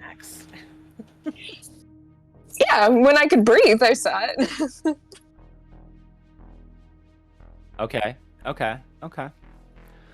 I will think on this as we go through different parts of town. Perfect. And maybe have you roll a couple times for stuff you find. So you can have a small assemblage. Mm.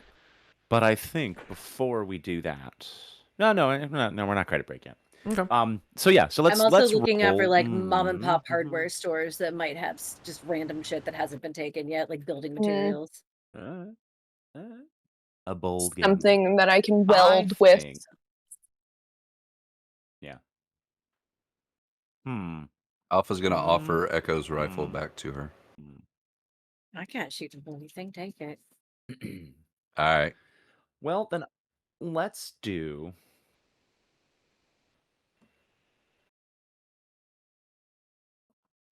Let's do a group survival check to see how smooth the transition up towards Fat Cat's territory is. Still feel like that's for the wilds. We should be rolling streetwise, but Ooh. Better. Not so better. Wait, did I roll or no? Yeah, you rolled. Oh no, you didn't. Yeah, you did. I did. Wait, Yeah, Patrick keeps Yeah, making me roll 8, survival for 10, things that aren't 19, survival. 5. I'm still bitter about that stair climb. Should have been an Well, endurance roll, baby. Okay. Is endurance I a hear you.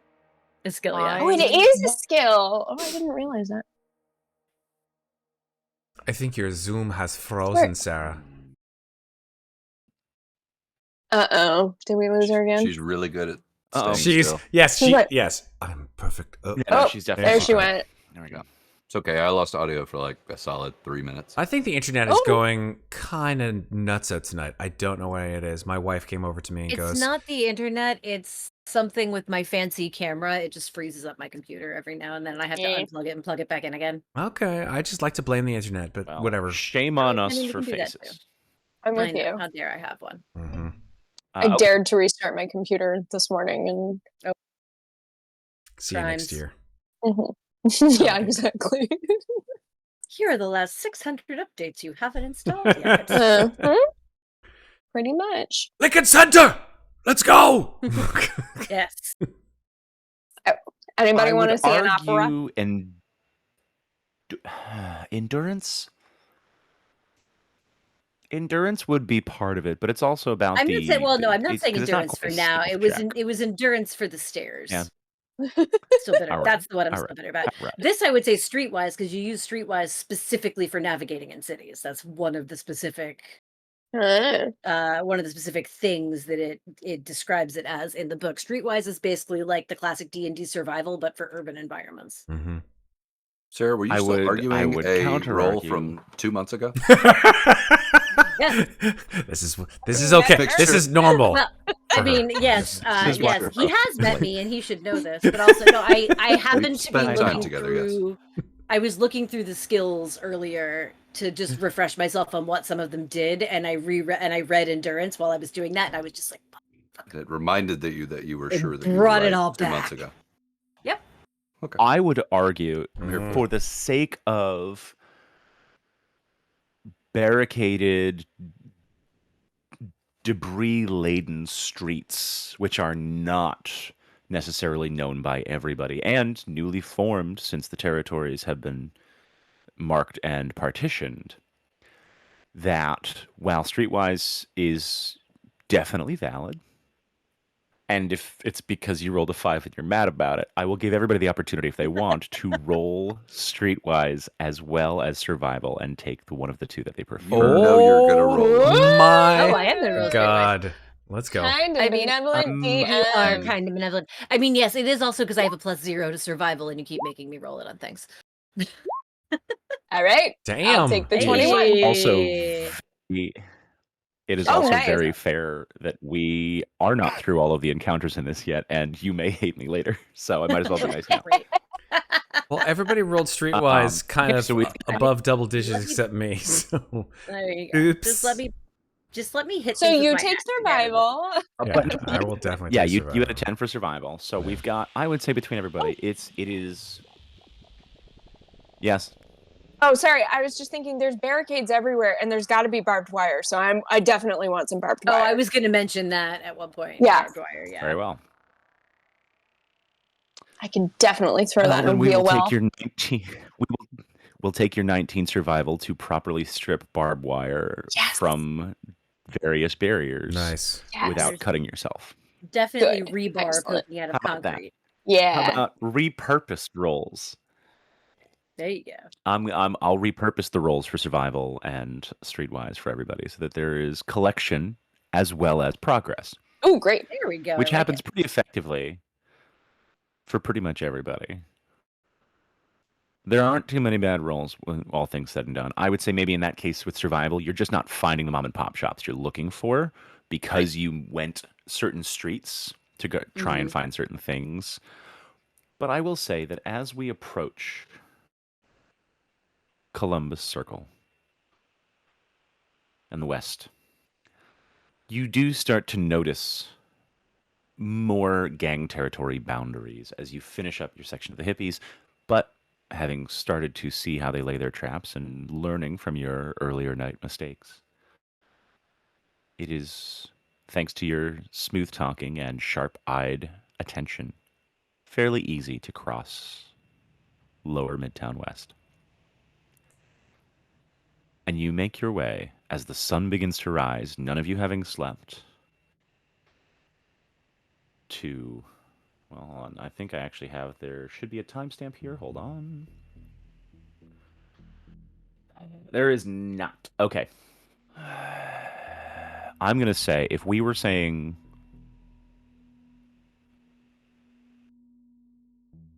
I think we're hitting 16 on the clock. I think it's going to take almost an hour, counting the barbed wire, counting the mom and pop shops, counting the avoiding hippies traps.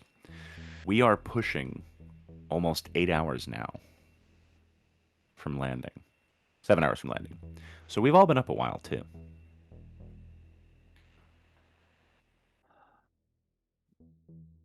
What are the group's thoughts on rest and exhaustion? I think we should definitely take before we enter into a new territory. Yeah, I definitely think we should take a rest. Like, you just watch Charlie's eyes sort of like slowly closing by themselves, and she's like, I don't like just wandering around having no sleep at all. I'm starting to get a very bad migraine headache. Are there any game mechanic things that we should be aware of with sleep deprivation and exhaustion? Oh, yeah. Not yet.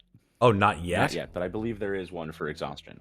Okay. Well, I'm going to pull up exhaustion real quick and read it to you, but it's not a concern yet, but it is a thing that I am keeping rough eyes on. I'm just saying, I don't have any spell slots that need to be I mean, I think I'll get my, if we take a short rest, I'll get my frenzy back. That's the only thing that I am down right now.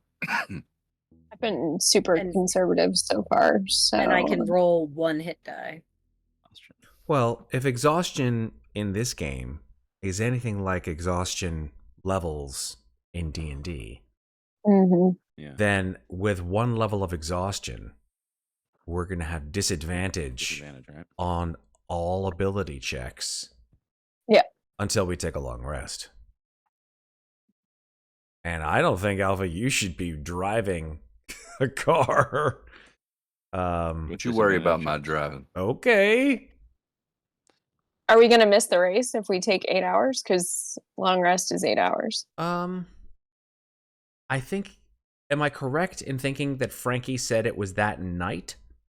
Or that it was in like a couple hours. Said daytime where everybody can see it. Yeah. First level exhaustion is disadvantage on ability checks. Yeah. Well, it says environmental hazards and other effects, including starvation and freezing and scorching temperatures.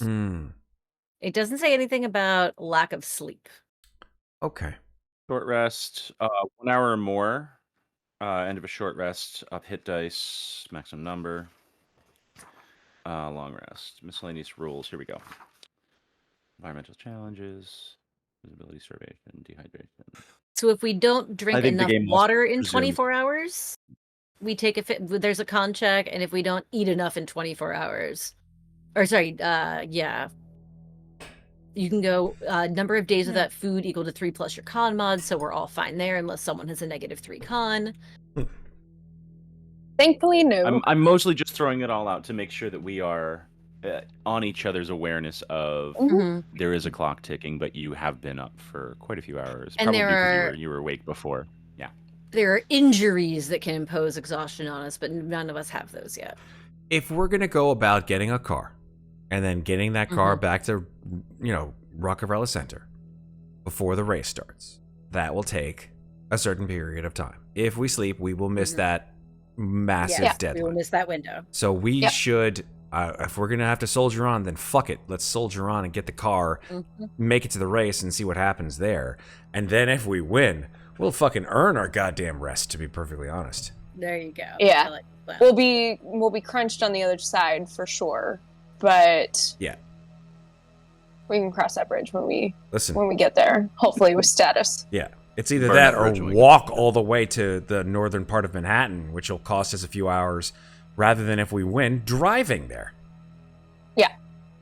Or just stealing a car and driving there now and skipping the race altogether. Also an option. There is that. You like the idea. But you also like the idea of currying favor with the Duke, which I can be on board with. Oh, 100%. I mean, I don't want fucking... No one fucks with the Duke. There's also that fun little nugget that was dropped where all of the Duke's retinue apparently wears suits, and I just happened to find a 3-piece suit in... No, that was Fat Cats. Oh, that was Fat Cats were more suit-based. Oh, okay. Well, then that's... Yeah. No, Duke's retinue was like armor suits, like body armor. So like he's basically operating with his personal security, very, very mafia style. So I could see where the phrasing. Yeah. I could see where I gave the wrong impression on that. But he. Well, then this is a good question for now, though. Then is Lincoln Center in? It is in Fat Cat's territory, right? Yes. Yes, it is. So, Charlie, you want to wear this 3-piece power suit that I just found? Charlie walks over to Delta. It's like looks her up and down, just checking to see if they were the same size. Oh, I'm not wearing it. She found it in the office. I found it. Oh, it's not for you. Yeah. Oh, okay. I mean, is the suit my size? I check the size of the 3-piece suit. Dudes in the 80s, dudes in the 90s, whenever this would have been left here before the bomb, before New York became New York Max. I would say an average sized dude versus Charlie's build is... You did say that I had the possibility of finding sensible heels, so I took that to mean it could be either a man's suit or a woman's suit, because women... I was going to say... With the big fucking shoulder pads. I'm down. Let's make it happen. Oh, yeah. Exactly. Yeah. Full Sigourney Weaver in what's that movie? In Working Girl. Or even just... Girl, yeah. Premiere in for this type of reductiveness in 1997. Thank you. So. Charlie is all about this suit. Go ahead. Quick Charlie, request while it we were fits... talking about the Duke. Do we know what the Duke's relation to the NLFP QRS telemino is?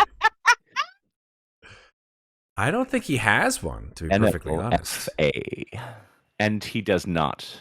The Okay. Duke is sort I of... couldn't remember if that had been mentioned, if he was pro them, anti them, doesn't care about them. Well, let's put it to you this way. If the Duke knew that there was a bomb in... I'm sure he probably already does.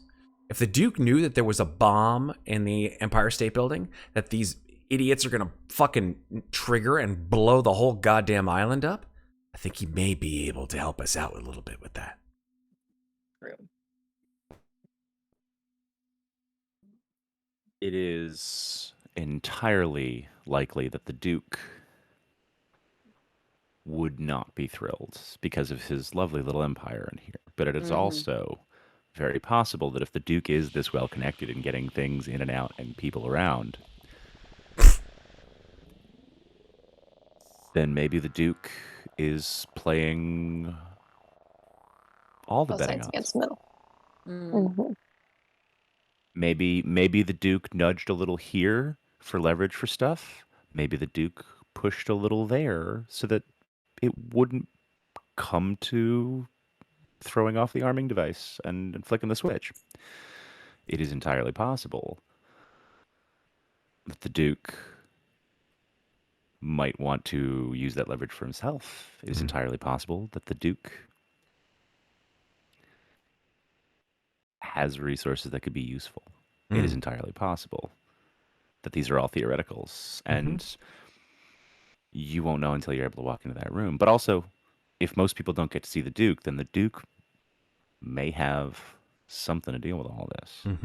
Fair. And if stuff survived Reagent 18 bombings before, the Duke may just have a bomb shelter and not give a shit. Yeah, that's fair.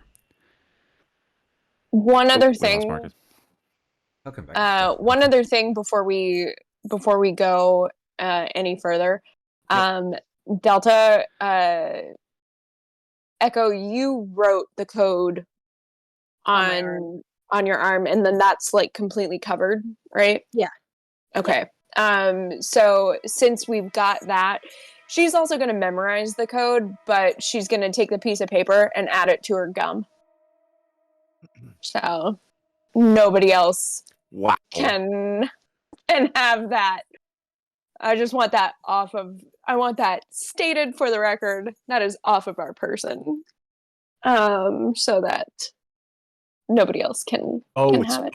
I see. I thought you meant you were like folding it so that the piece of gum had the password. No, she's chewing it up and I'm chewing it up and getting rid of the code so that basically they either have to kill Echo to get it or get me to talk since I've memorized it. But wild. I am here for this counter move. Okay. Okay. Interesting. You gotta have some power going in to talk to someone named the Duke. If it comes to that. And we have found some power moves. Interesting. Okay. Well, I think as the gray skies hover over and just a little bit of blue seeps up into the morning almost. It's looking overcast. It's not looking the best of days. It's cloudy, it's gray, it's rainy, it's miserable. And it might be a bomb going off today. All across the board, maybe not the best day. But I think that is where we're going to take our bio break for the moment as we stare down the expansive opportunities on the Upper West Side. Cool. Yep, we'll see you guys in a little bit. Hi, everybody. Welcome back from break. I hope it was just as quick for you as it was for us, because we are ready to get back into it, because we have been left refreshing with a bit of a cliffhanger. The gray, blue skies of a gloomy morning in New York in the made-up version of 1994 we're at, I believe. 1993. We are returning once again to the middle of our pre-Escape from New York movie mission. Here with 4 prisoners sent to go deal with the arming device because there's a nuke in the Statue of Liberty. And you gotta get these goddamn nukes off your goddamn Statue of Liberty. So I believe the team was debating their best course of action for seeing if they could acquire some wheels up at Lincoln Center. And I'm going to say that as they're moving in that direction,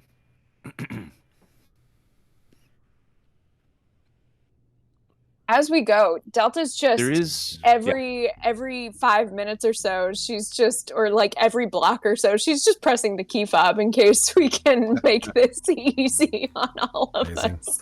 Yeah, for real. Yeah. You know, if you hold it under your chin, it goes further. I didn't. You've taught me something, Alpha. Oh my God, write it down. It's the first time for everything. Is that actually true? It's 100% true. Really? Are you serious? I have tested this in the field. By in the field, I mean the parking lot when I couldn't find the car. It works. You just do this? Yeah. You fucking do it against your chin. Right under your chin? With the beard and everything. Yeah, it doesn't matter. Wow. It works. As opposed to just doing this, right? like Yes, it actually works. I've tried it. You hit the button. I feel like if Megan really wants No, to I don't think this work. you don't hit the button with your chin. You just hold No. You push it Yeah, like you this. touch it to like underneath your chin. And I don't know, something about increases and turns you into an sonar.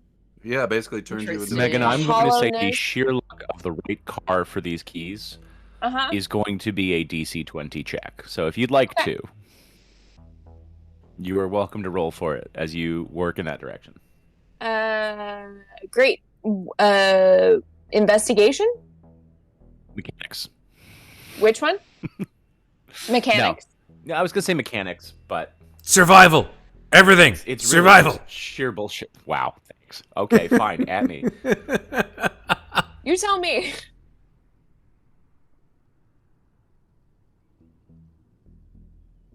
Let's let... Part of me wanted to say streetwise because you have to know the right type of car, but also just where to point it and whether or not the battery's still going. Again, with New York Manhattan in this Escape from New York universe being shut down in 87, it has been 6 or 7 years. The battery might still be good on that thing, but that doesn't mean is it a universal remote? Is it keys to a particular car? Have you already walked too far, depending on whether the keys were left in the office intentionally or accidentally? It's true. We may not need to worry this much about it.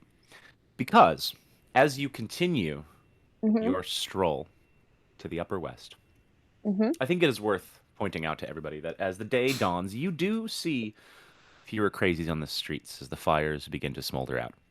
Those that are chancing the sunlight keep to the shadows, and, bar for a few inarticulate growls, most crazies leave you alone, though you do see them moving in the edges, archways of doors, subway street entrances.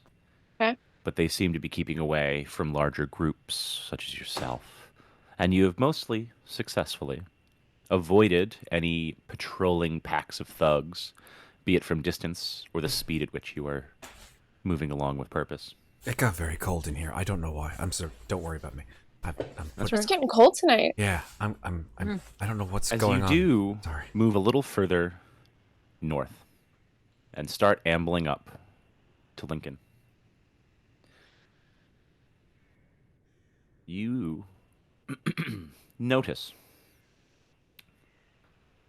on your way there, the burned out shell of a house is filled, graffitied, with a picture of a cat doing something unspeakable to an angel and marks the start of the fat cat's territory. How rude. Near 59th Street. 58th. I'm going to say 58th and 8th. Near the entrance to the south end of the station.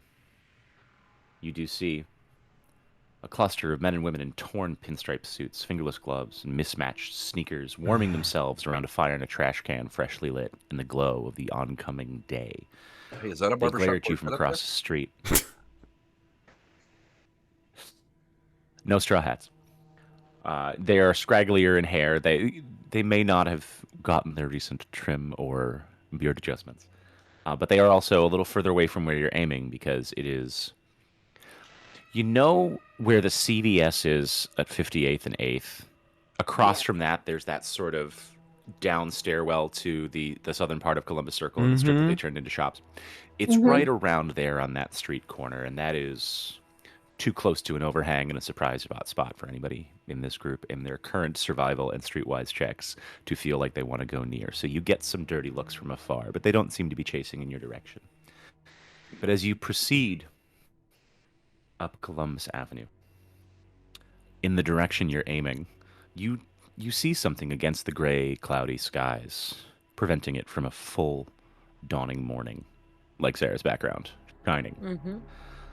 The other half, that's a little bit darker and gray, you see through the crepuscular gloom. Oh, wow. You see large, arched windows of the new Metropolitan Opera House, almost 100 feet high, throwing out light across the central plaza as you reach Lincoln Square. Through the concrete arches, it seems the Fat Cats have gathered every form of neon light that they can, from standard lamps to table lights to a couple spotlights from front of the building and the little signs for like the hospital over at 57th. But also, you see a series of randomly grabbed neon bar lights ripped from the window facings of local bars along Hell's Kitchen and up into the Upper West, including a pink neon sign that says "Girls, Girls, Girls" in hot pink letters. That's over from do I want to know what has happened to the pig in front of Rudy's in this universe? He's still there. Rudy's is still open in this universe. Are you kidding? Free hot dogs? Are you kidding me? Of course it's open. Hot dogs, yeah. That they only serve with mustard. It's best kind. Delicious. As you do so,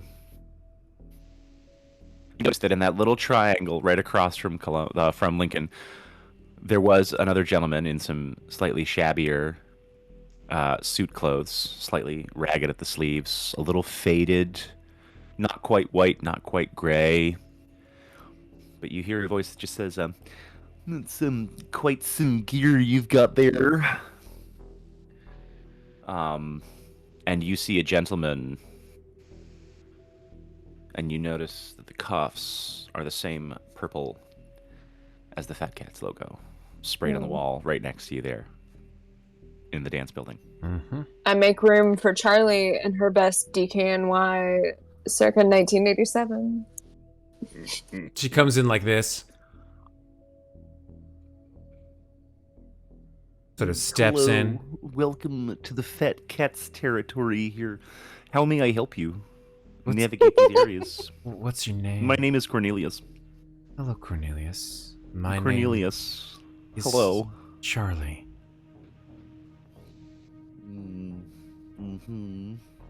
What do you do around here, Cornelius? Oh, me? I'm a bit of a bookkeeper and a rules aficionado. I consider myself a bit of a referee for the territory. I am part of a group in this section of town. You may know us. We are the Fat Cats. And you notice as he turns and shows you, he's wearing a pinstripe pants for his suit, pinstripe jacket, mismatched sizes of stripe though, both in a darker royal navy blue. Complete with, stitched into it, the Fat Cats logo, hand done on the back of his pinstripe suit jacket. He does seem to be a little bit scrawny in the arms and the neck, but the build of his chest underneath the suit and tie that he's wearing, excuse me, suggests that it is possible he may be armored as well. He's a little chubby, but not too chubby. The trousers don't quite fit right, and like a lot of the other Fat Cats, this is not a city to walk around in dress shoes. So you see, similar to the people you saw on your way up to this piece of territory, mismatched sneakers. But don't go with the suit at all. But the suit is enough to give you the vibe of the Fat Cats. So, Cornelius, I like your presentation. I like the way it works for me. I'm hoping... And how exactly does it work for you, Miss Charlie, was it? Yeah, it's okay. So I'm hoping that maybe, just maybe, you have an idea of where my friends and I could find a car. Some around here. I hear there's a kind of a really cool garage. Well, we have been known to acquire automobiles when the time acquires. I think the more important question is, what do you plan on paying for it? You seem quite strapped there with your own equipment. You are not from around these parts. I don't think we've interacted with you before. What gang are you with? And so why don't the other Cornelius members of your group speak? Puts her hand on your shoulder and walks in probably within a foot or two and says, Cornelius, before we go any further, I want to know right now, will you be able to help us get this car? And she casts Hypnotize on him. Nice. Ooh. Do it. Yeah. Okay. Yeah, do it. Well, I'm going to pull up Cornelius's character sheet Please. to see what I'm rolling against here. Yeah. What is he? It's Is a wisdom saving throw. Okay. Yeah, I've got a I've got a charisma save now. Okay, wisdom saving throw. Yes. Well, walk us through the description of this ability. Absolutely. As an action, I can suggest a course of activity, limited to a sentence or two, and influence one person I can see that can hear and understand me. This says the hypnotizing suggestion must be worded in such a manner as to make the course of action sound reasonable. Asking the target to shoot itself, throw itself off a building, immolate itself, or do some other obviously harmful act ends the effect. I'm sorry. So, wisdom saving throw, trick DC. Wisdom saving throw against my trick DC. On a failed save, the target pursues the course of action that I described to the best of their ability, and that can continue for up to 8 hours. Nice. More than 8 hours. And that is a save of 15 to beat? My trick Matt, DC. 15? I'm checking where my trick DC is. I think that's on my plans and tricks page. Maybe? Yes? No? Maybe? I don't Where the fuck where is it? Clem Fandango, where is it? It was on my bio and info sheet, and then if you there it is. You scroll down, yeah. Okay. Yeah, it's a level 5 charming manipulator there. Trick DC 16. Okay, yeah. 16. Nice. Yes. All right, so we're gonna roll it on up here. Do it. And that It's a fail. is a 10. He does not succeed. Well, I suppose I could help you, but that would be very problematic for my friends and myself here. And he gestures behind you. He seems to have some sort of piece of metal that could be used like a lead pipe or not, but he is very entranced with what you're saying. And as he points back over your shoulder again to Lincoln Center, you see a few figures coming out from the massive amounts of neon across the park. Boy, mate, no need for that. We can pay. You know what? Delta sees this and just holds up the key fob under her chin and clicks it to see if anything goes. You are above ground. You're not immediately near. Actually, no, you are kind of near that ramp because you're at the triangle with the park there, and you're at the front. Yeah. Fine. It's a DC 25 to hear it in the middle of a tense conversation. Sure. I will give it to you if you can meet a 25. On what skill though? We never settled on the skill. We never did settle on skill. If you're just trying to hear something, wouldn't it be perception? Perception? You know what? Yeah, sure. Let's see if it's a perception. Or Okay. computers to make the chin trick work. I would prefer computers. I'm not going to lie, but I will take. Just tell me what to roll, man. No, perception. Perception. All right. Let's see. A very specific perception. Oh, Nope. balls. Close. I think Wait, part of the problem is that as you Hold on. Hold on. She has a thing. Because I get one of my talents is that I get to exploit. And when I roll a 1 on an ability check, I can re-roll the die and I must use the new roll. I cannot use this ability again until I finish a long rest. And I think and you're using it for this, and I appreciate that. this is the moment. Yeah. I really do. Okay. All right. So, Okay. Perception. Here we go. It is definitely better, but it Hold is on. not, because it has to be a No. nat 1. That's No. the thing. So, all right. All right, so this is gone for now. All right. Expended. Cornelius gestures over Charlie's shoulder to the figures exiting the neon lights. I think part of the reason Delta fails that particular check is that she notices a slow-moving vehicle with the Fat Cats logo, not the guy with the bullhorn who was announcing the street races, but a different vehicle. So there seems to be drawn attention to your presence, and I think the easiest way to showcase this isn't just to describe it to you, but let's take you to the map, guys. Oh, damn. Delta sees it and immediately just like We're goes gonna back to back with zoom on Alpha. out here. Well, I So do. first I and want to foremost, clarify I'm when going to Charlie copy you. Yeah.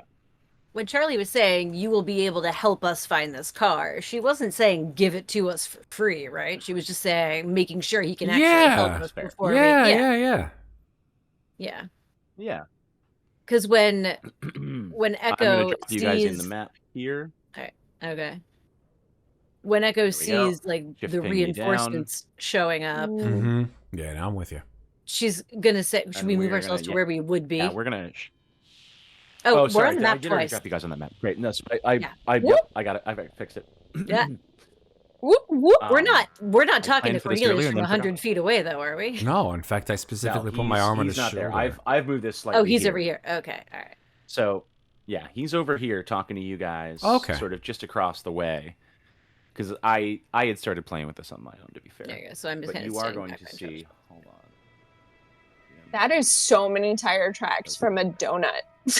It is. Token layer. Oh, well, God it's damn it, roll multiple 20, cards as why? Come up to my neighborhood and you'll see how many tire tracks a donut can make. well. Token layer. Oh yeah, you're uptown, aren't you? So that's the way you said that sounded like a threat, here. but I don't. Come up to my part of town and see the donut tracks. Come on. No, that wasn't a threat. It was just more of a pity me. Totally.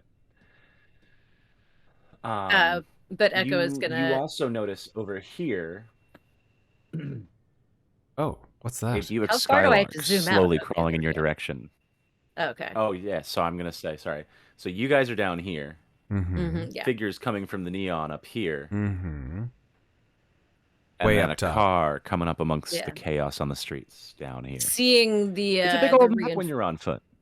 Yeah, seeing the reinforcements approach, Echo is going to say, "Oi, mate, what's with the cavalry? We didn't say we weren't going to pay." I understand that. I think part of the thing I'd like to discuss with you see, is, well, quite frankly, we've decided that we no longer want to participate ourselves in the races, but we do have the ability to have bartering chips.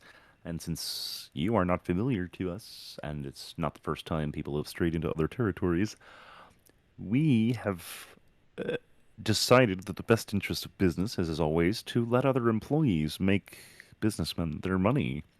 And, well, frankly, I don't know who the hell you are, so I'd much rather let you do the racing. And if you aren't there anymore, it's not really a problem for me. And if you win, then there are benefits to be had by proving your usefulness to us. He adjusts his spectacles and sort of flips his suspenders, very proud of his little pitch here. I don't think you have a choice in the matter, however, so I would like to encourage you to lay down this fancy and expensive gear that you seem to be carrying with you, so that we might procure it for more needy businessmen to use it correctly. Oh.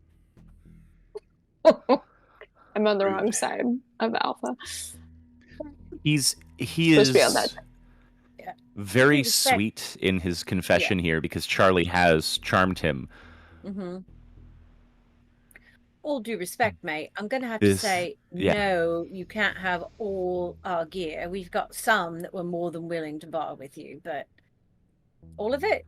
Well, bartering would get you a little bit further for this young lady's loveliness. I could be persuaded. However, it is a steep cost, because we believe in simple business. It is a very complicated system here in the prison, and we would like to ensure our status remains as well handled as always, but we are not afraid to raise a hand should we be forced into a situation. So give us everything that you have, and we will have no problems. Normally, I would be much more forceful about this, but I believe in good communication. You seem like articulate people, and perhaps business could be done. That was a lot of words for a hold-up, mate. Don't know who she is. Well, seems to me like it's all Delta's going to say. Y'all might be looking for somebody to drive in this race for you. We might be willing to perform that action for you in exchange for letting us use your car in the race. After all, we would be flying your colors. And he points to the Fat Cat's logo on the car. As you look at the Buick Skylark, with 1 in the driver's seat and 3 advancing from Lincoln Center, you notice that it is slightly worn. I mean, I think Alpha as a wheelman would also be noticing these things anyway. You see that it is definitely beaten up. You don't hear much of a rattle, but it's not silent. It is a car that has seen some action. Excuse me. It is an older model, so there's a sturdiness to the build, and it's definitely somewhat durable, Buick Skylark. It'll be slower, though. But I would say that it is not in the cleanest condition, because, it is a little slower, and it is as close as one could get to a tank with the limitations of what might have been left over here in New York and what was picked from probably an Upper West Side parking garage for classiness. Delta just looks at it and says, we can probably go lesser on the armoring. with that one. I mean, I don't know. That might be what this race calls for.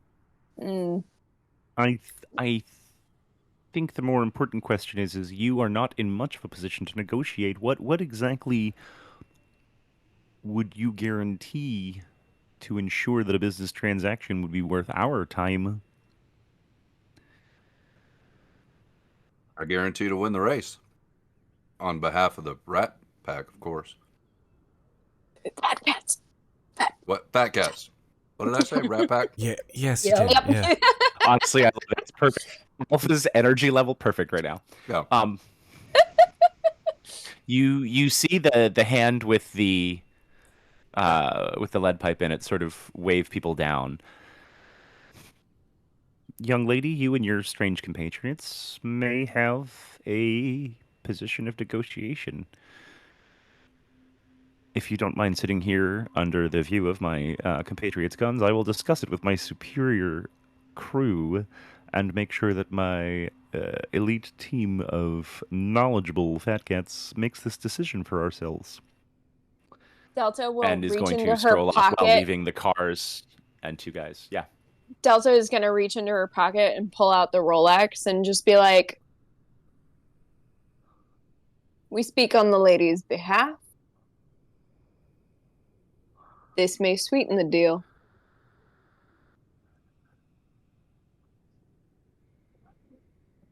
You get it after an agreement has been made. You know what? I like all of this.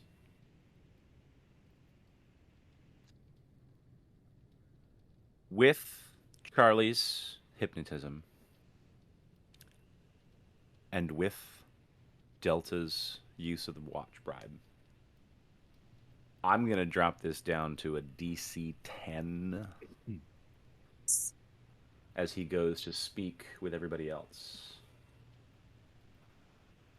He's going to go off to the neon lights. There's going to be the faint sound of something being piped through a speaker. It's shitty jazz through a gramophone, but it is very much the vibe that you would expect from the Fat Cats, and I wish I had the right audio for that on Syrinscape here, but I don't think that I actually... Ooh, you know what? Hold on, I might. Oh, shit. Oh, boy. Do I have... Echo's finger... Do I got something fun? Witching to release her axe from its little back in her hand, but she is exercising self-control.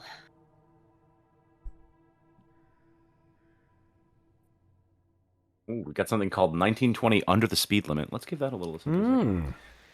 It might work for what I'm looking for vibe-wise here. So, I am really liking this proposal and the ability to negotiate your way through New York City. Because sometimes you just can't solve it with violence, kids. Not here. You gotta get along here. Yeah, tell that. If you can fake it here, you can fake it anywhere. I'm going to... Yeah, you know what? He is going to roll to his superiors a persuasion check, and we're gonna take away all those penalties because of the successful hypnosis and the watch to drop it down to just a 10. And that is an 11, ladies and gentlemen. You can sort of... Because in my mind, the hypnosis ability is very similar to Charm Person, right? Yes. It's not super high level. No. I think they're going to be aware that they've been played a little bit. It's basically but also, like it is still effective within that time. Yeah, suggestion. As he comes back and adjusts his starting to threadbare tie on his pinstripe suit. I find your proposal interesting, and my compatriots see an advantage in a good business deal. Wherever you've been hiding, you've been holding cards up your sleeve. This may, in fact, be a negotiable position. You have your options here, and he gestures to the other side of the street as well, where, coming up from the other side, there is also a Ford Country Squire. And if we want... I will do quick descriptions of this. So a Ford Country Squire is the old school station wagon. It is not the greatest conditions, but Lord knows. Oh my we know God. what's gonna fucking live. Yep. And a Buick. Hold on. What'd you say? Sunspire? Like, what was it? Ford Country Squire. Skylark. There we go. Ford Country Squire and a Buick Skylark. The Skylark's a little bit more of a muscle car. Wait. Okay. So okay. If we're looking at the stats in the game, like the car stats, would the Skylark? I am gonna need you. Stats. Yeah. Which one has more horsepower? Yes, I'm gonna pull that right on up for you now. Speed doesn't matter in game mechanics for cars, but muscle car is stronger. It's got, other than a race car, it's got the highest strength. Okay. Also, it's got the same deck. It's got good con. And we're gonna need some huge roll cage spikes. Ooh. So there's some spikes on the Buick Skylark as well. I do have stats because these were a potential comment. Because if you think I'm not painting a Death Skull kitty on these cars, you are sadly mistaken. Amazing. When Buick Skylark, yeah. Huge roll cage spikes, top speed, spikes and barbs. Ford Country Squire, huge armor plating ram. So yeah, I think between the two, you're gonna say that there's a little bit more Dex friendly. So the two big differences here is that Skyhawk, not Skylark. Let me double check that. That may be different. Skyhawk. I typed in the wrong thing. Yeah, Buick Skyhawk. Okay. Those are two very different cars.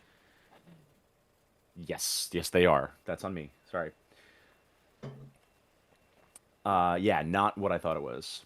I was just trying to read the small font. A Skyhawk is definitely going to be the quicker of the two. It's also slightly smaller. You've got your two front light engines there. It's low. It's a 2-passenger with a little bit of a back truck area, but you could probably, if you kicked out the windows, you could fire off, or you could use the trunk space if you were creative about it.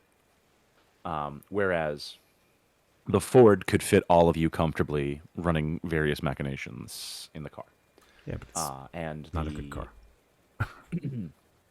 What can I do more with Ford, like offensively? Which one? I was going to say defense. Which car? So we can all fit in the Ford. Mm-hmm. Which car has the better decks for tight turns? So the Buick Skyhawk, because it is a little bit smaller and quicker, you would have a nimbleness on some of the road. And if this one in particular is laid out with spikes and barbs to deal 2d6 damage to anybody struck by the vehicle or who try to jump into the vehicle, onto the vehicle. Nice. Okay. Because of the roll cage on the tighter, smaller two-part body, when making their save throw to reduce their damage from the crash, passengers take half damage on a failed saving throw and no damage on a successful. So car has evasion. Ford Country Squire is also considered huge by person-to-person combat standards. It has armor plating and can ram things. Ram gives a vehicle +1 penetration value for the damage it deals during a crash, in addition to the speed modifier. Lower top speed, however, because of that heaviness and durability. Constitution, +4 on the Skyhawk, +3 on the Ford. No strength penalty.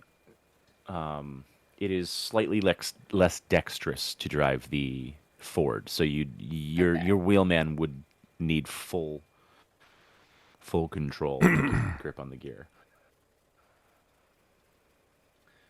But those two would definitely fit under the heavier car machinations here.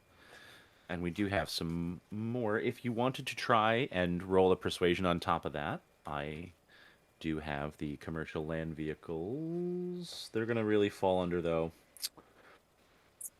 civilian land vehicles. Yeah, no, I'm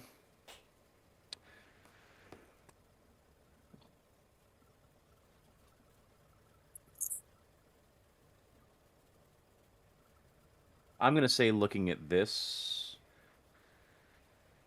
that the station wagon is probably going to fall.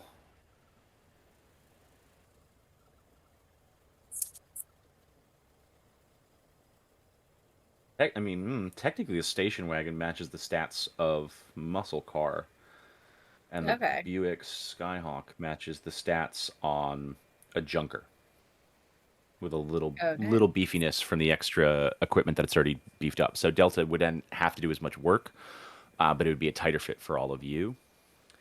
Whereas the Ford could be a little bit modified. You said the Ford meets the muscle car stats?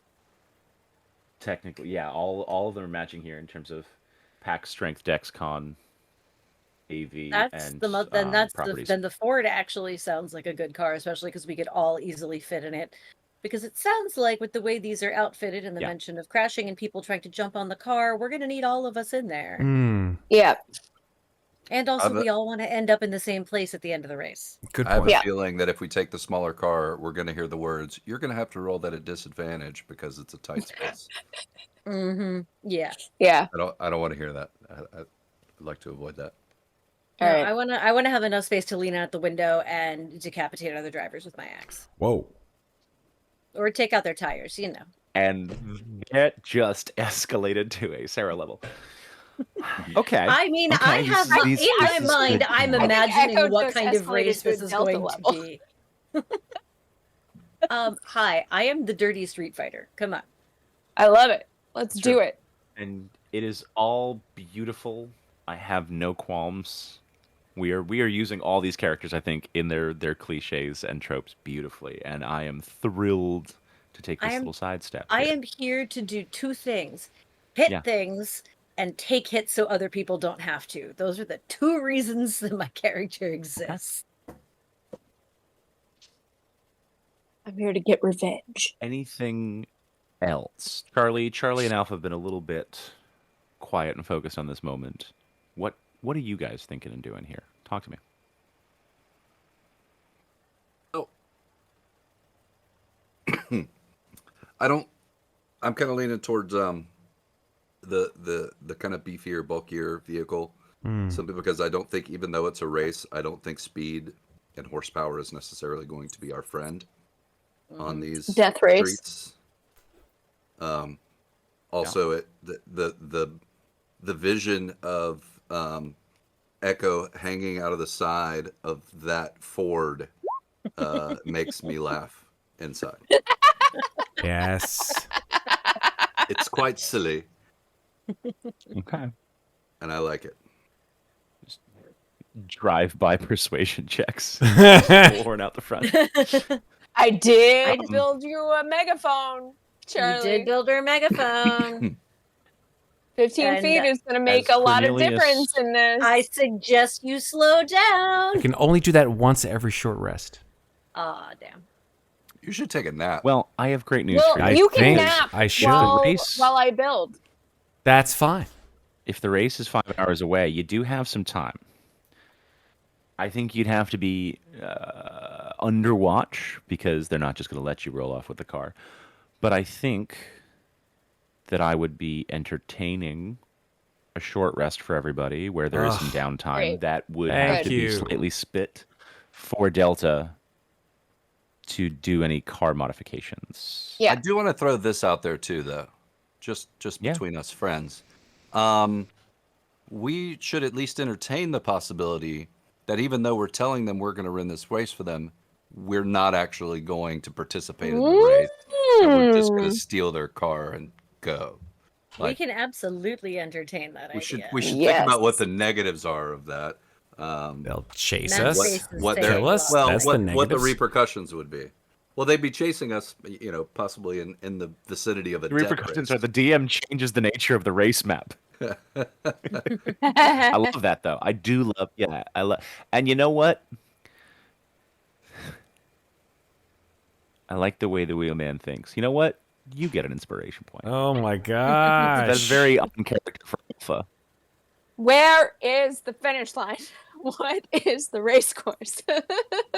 Delta continues to ask these questions.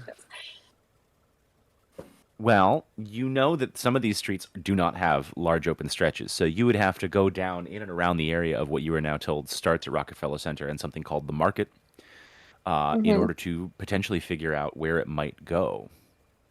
And if there are barricades erected, I'm thinking very Phantom Menace here. There may be courses that are constantly changed, which may explain the landscape of busted cars, Jersey barriers, overturned bodega carts, overturned street meat trucks.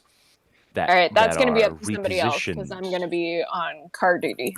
So, like I said, the Duke had negotiated for these races to be a form of entertainment and gambling to provide senses of civility, but also give himself influence and power in the community. So it's very possible, if these things are rigged to begin with, that the race. I mean, really, we're talking bread and circuses, right? So it's entertainment that could shift, but it also means that they have the freedom to change at any time. When somebody starts to cheat the course, they're going to change the course so that the house always wins. All right. Which makes it hard for Delta to do her planning, I know. Yes and no. I guess the better question is, we're looking at 12:30. We're approaching 3 hours here. Let's focus on how we want to spend some of our time for the viewers at home to appreciate your creativity and see what modifications everybody would like to add. I'm going to say everybody can put in one modification and still get a short rest over the course of the next couple hours. Okay. Before the race starts, if we are indeed committing to the actual race. If you're not, we'll roll some different stuff here.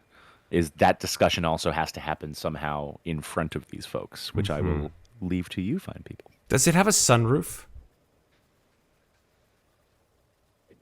I feel like you were waiting for me to stop talking so you could ask that. I was. No, it does not. But okay.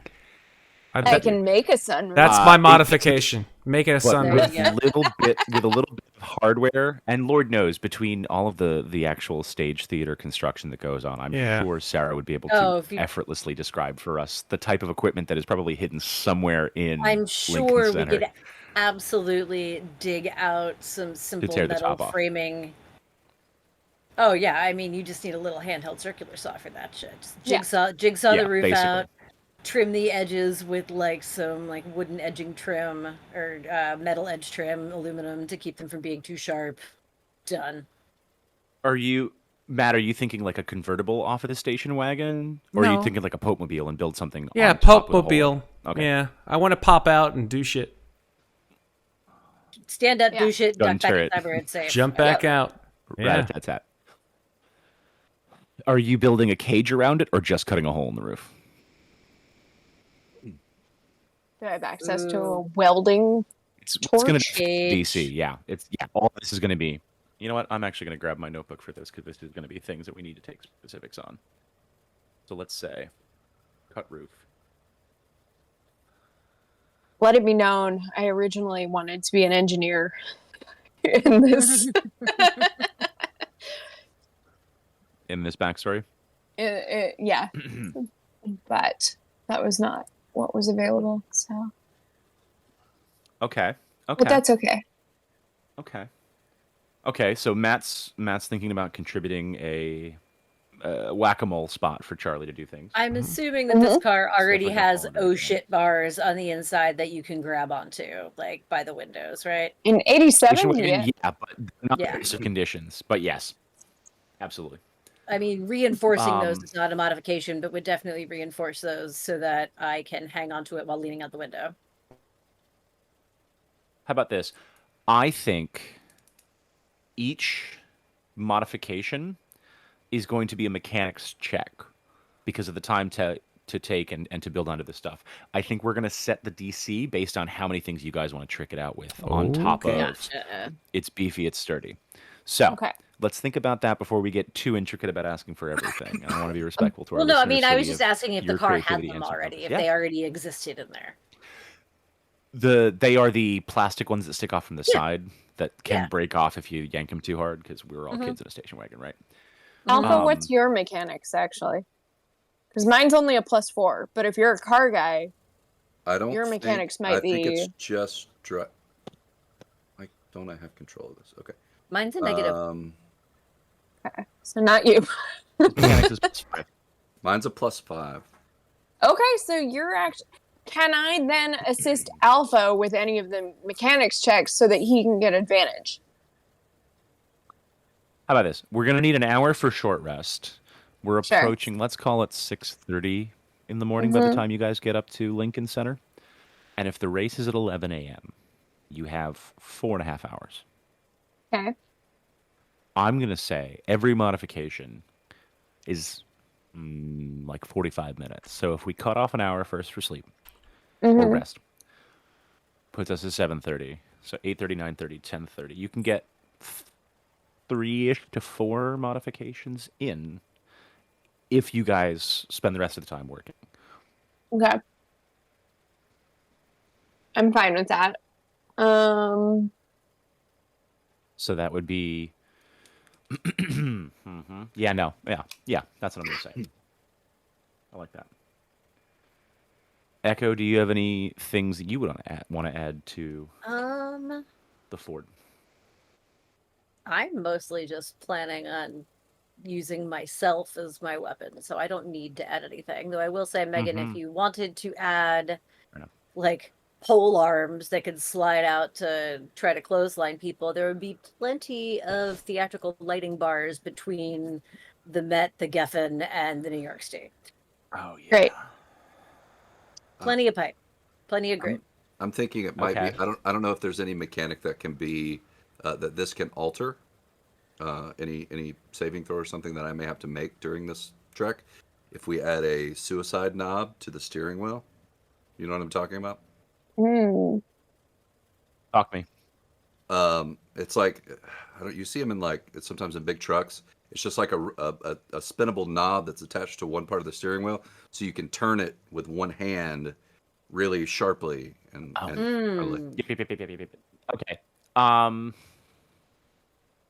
I like that. That's an easy low DC. I didn't know that had a name. Thank you. I learned something today. I think it's called suicide or suicide hand. Yeah. Handle. Okay. So that's gonna be +2 to check. Theater pipe. Now, my one thought on having any of that theater pipe for clotheslining and pole arms is the weight of doing that while you're sitting in the backseat of the car. I might have slightly. I was just throwing it out there because Megan mentioned it earlier. That was all. No, it's great and I love it. But I might have a slightly better idea that will weigh less, which is to rig the barbed wire that we have already gathered to drop essentially like tumbleweeds from the back of the car. So if we get ahead of someone of the station wagon hatch, at the back of the station wagon hatch, we just drop all of these barbed wire tumbleweeds that will get caught up when they run them over because they can't avoid them and like fuck up the engine from beneath. It'll also screw their tires. Exactly. I love the shit out of this speed racer bullshit. Let's do it. Okay, that's gonna be a +5 to the check. I like that. Okay. Is that instead of the theater pipe, though? Yes. I think so, because we also have Echo with her axe and most of us with guns. Yeah. I have a gun, too. Okay. And I have grenades. Okay. Yeah. So we're looking at a Pope-mobile cage, a suicide handle, and tumble barbs. Yep. I think that's good. I'm going to say that this is all of it to be done in time, scrambling to find equipment and searching for stuff as you're doing this. I'm going to say that's a 21 at advantage 21? Because you're helping Alpha the whole time. Great. So 2 rolls with a +5. I believe I'm just sorry, I have to do it. I'm like, no, this one goes there, that one goes there.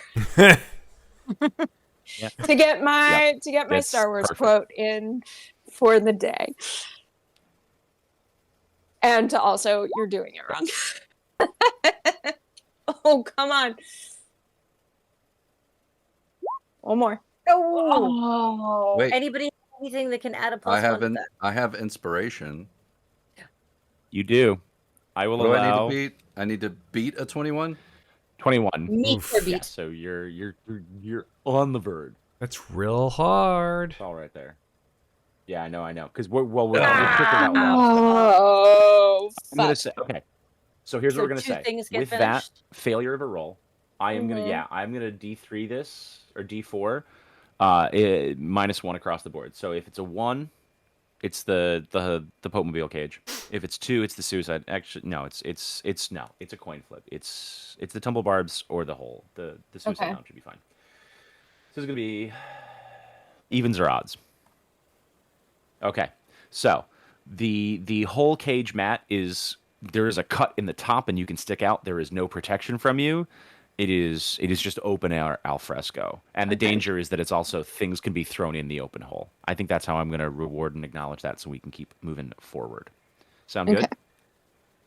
Yep. So Matt, you have that to work with, but it is precarious for you. All right, fair. I like this. I like these. It is 12:38. I think we're going to give everybody one little closing thought for our session, because I know Sarah's got work very early in the morning. We're going to call it a little earlier than we normally do on this channel tonight, but that's okay, because we're going to start off with Death Race the next section. Fuck yes. We're going to deal with some new mechanics. I am so I think that is the right hype to get us back in May, in the next couple weeks, for more Escape from New York. So we're going to go around the horn real quick and do one last cinematic moment because of this beautiful cinematic that is Escape from New York, starting with Charlie. Now that you have made friends with Cornelius Guff, one of the highest members of the Fat Cat. I think... Charlie, what are you doing during these morning hours? Charlie's watching Cornelius, and she's watching him talk to people. And she's sort of just watching the way he's moving and the way that he talks and the sound of his voice. And she's sort of like walking away from him every once in a while and going, I'm Cornelius. I'm from the Fat Cats. And I say what goes around here. And she's practicing her ability to mimic his voice. Love it. Totally in character. Please take your inspiration point for awesome troping with this Ding! Charlie Manson character. Fries are done. Here for it. Ding, fries are done. Set it aside where you need for next session. That is, I am terrified to see what you do with that. I've already written down in my notes. I've been writing down in my notes this whole session. I'm just like, writing. Fuck this, fuck that. Oh my God. Yeah, sorry. I am moving on down to Echo. Sarah, is there anything cinematic going on other than helping heavy lifts that these two can get their advantage roll? Echo kind of takes a breather when they're doing persnickety stuff that she doesn't understand, and kind of scopes out, because I assume that they've got like guys keeping an eye on them the whole time they're working on this car. So she kind of whole time using her criminal contacts, underworld savvy, that is one of my characteristics here. Where is it? Yes. Oh crap, I'm on the wrong page. So I've got criminal record. Criminal record. You have advantage on charisma checks when interacting with the criminal underworld, which obviously is this entire prison. She's just kind of strolling around. She kind of scopes out and looks for the low guys on the totem pole, and just kind of wanders over and asks one. I'm like, "Oi, mate, you got a fag?" Yeah, no, he's sort of fishes into his pocket. It's a very crumpled pack of Marlboros, but he does. Or no, it's a pack of Parliaments. But he hands you, taps one out. Yep, lights up. So this race, mate. First time, What's this shit actually like?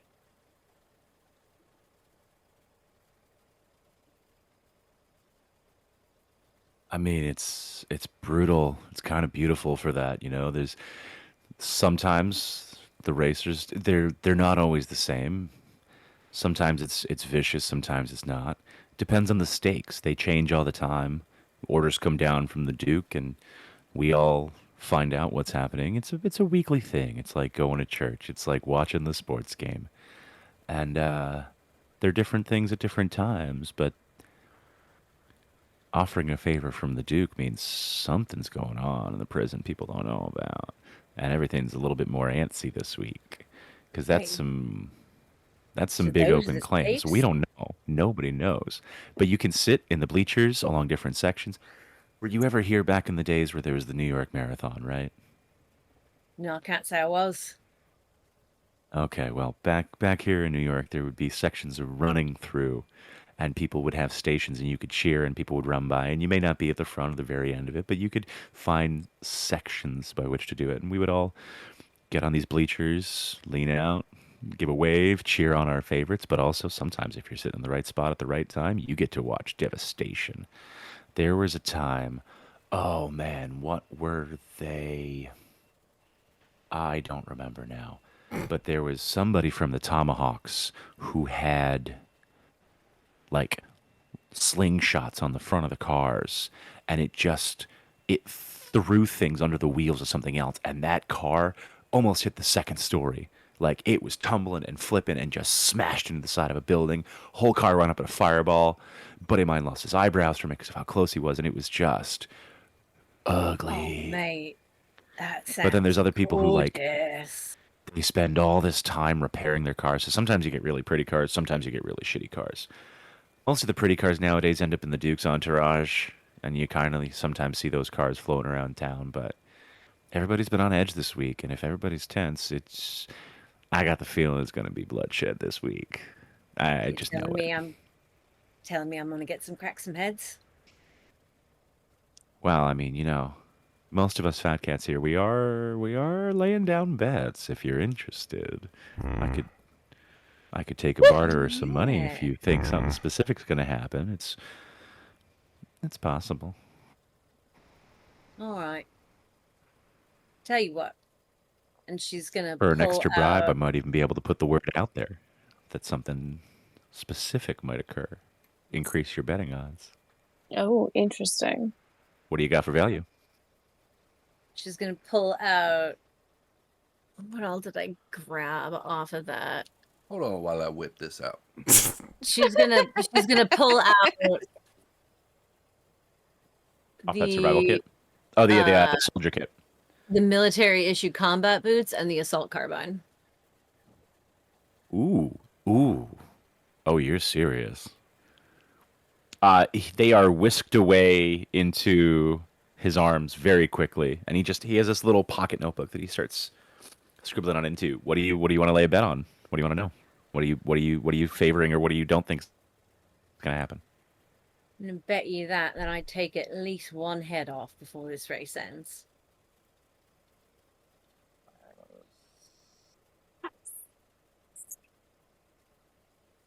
Lady, you are dirty, and you're gonna go. You're doing great in Supermax. And he just puts decap in big scrawled letters. He's like, I think there's gonna be some good odds. See you for at the boots and a line, gun. mate. Return odds. I can get you. I might be able to get you one full NLFA costume out of it. Might be damaged with bullet holes, but I could probably get you a full suit if you match this up at a barter of that increase. Yeah, I can work with that. I can definitely work with that. More decapitations. Might be able to get you some more, or I don't know. We can get you lots more guns. Guns are easy. Gasoline, a little harder. All right. Hoarded like gold around these parts. But yeah, one decapitation. I think I could get you an increased value on. And he gestures to everything in his bundle of arms right now, and is like, I could probably up that bet for a decapitation. Haven't had one of those in months. Well, I aim to please.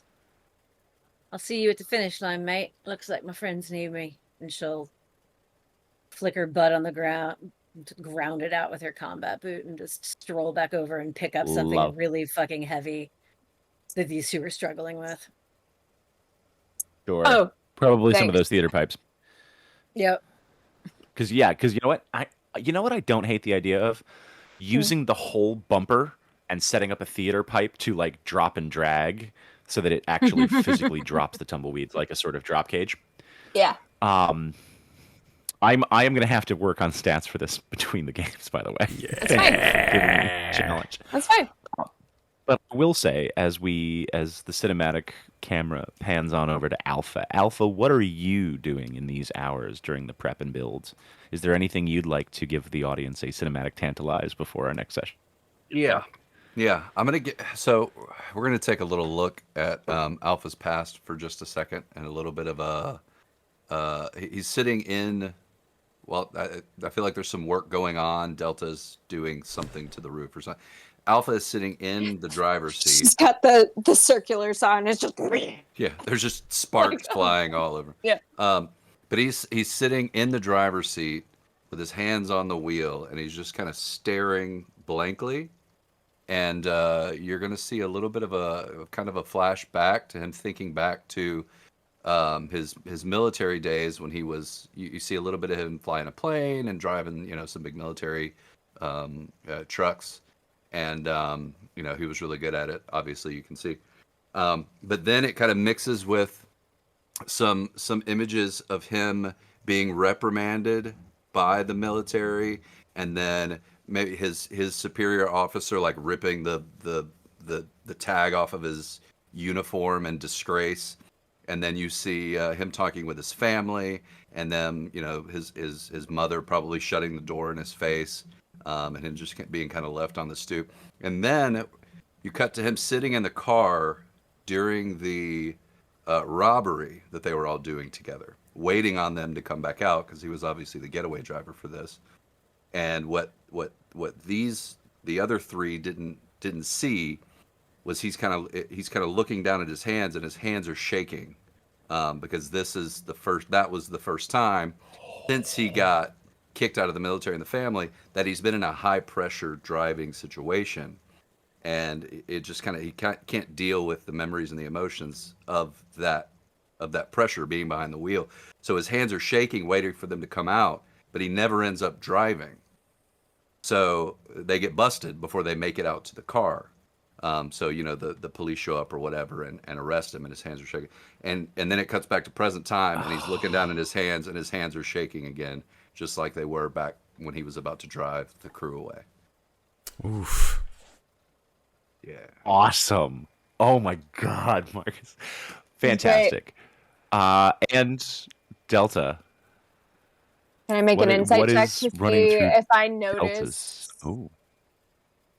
Can I make an insight check to see if I notice Alpha's? Because she knows. Yeah, I'll allow. Yeah. An insight check. Okay. Ooh. 21. I think on a 21, whether it's a bead of sweat, whether it's a tremor, whether it is that 1,000-yard stare in your eyes. Yeah. I think building on what Alpha has given us, I think you notice partly because he was sitting there like this wasn't just inspecting to make sure that the knob wheel was properly attached.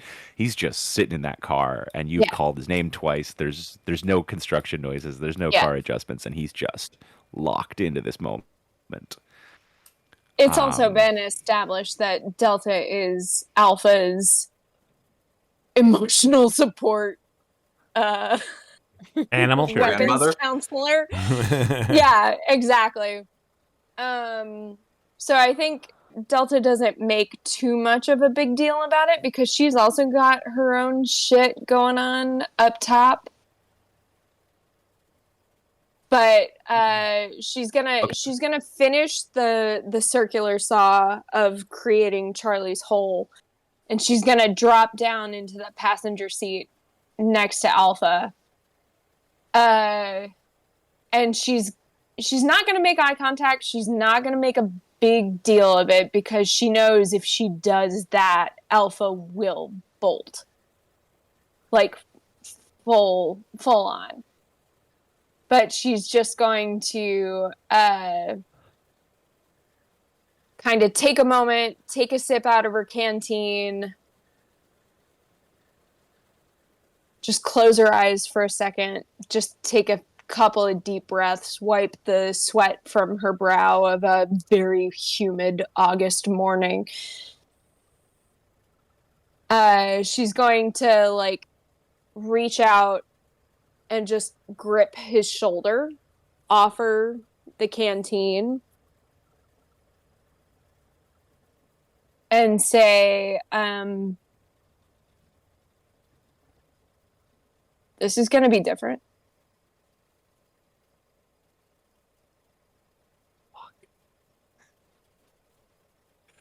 Takes Alpha a second to realize that she's there, and when he does, he tries to mask, and he thinks he's done it very successfely. That she doesn't. She'll let him believe you. She'll let him believe that. He doesn't hear what she says exactly, and he's gonna play it off and be like, hey, "You okay?"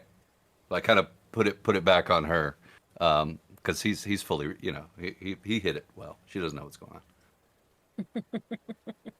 She'll let him believe that. And then as he says that, you see what's going on in Delta's mind, which has been, she's gotten her revenge on Tommy Rico / Francisco / the guy that put him here. He's dead.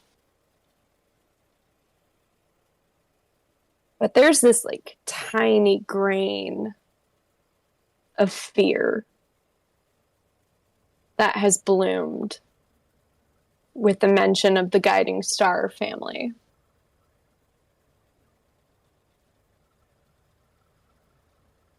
And she is trying to hold it together a little bit because she knows all the reasons why she ran. She picked up an entire life and got the hell out.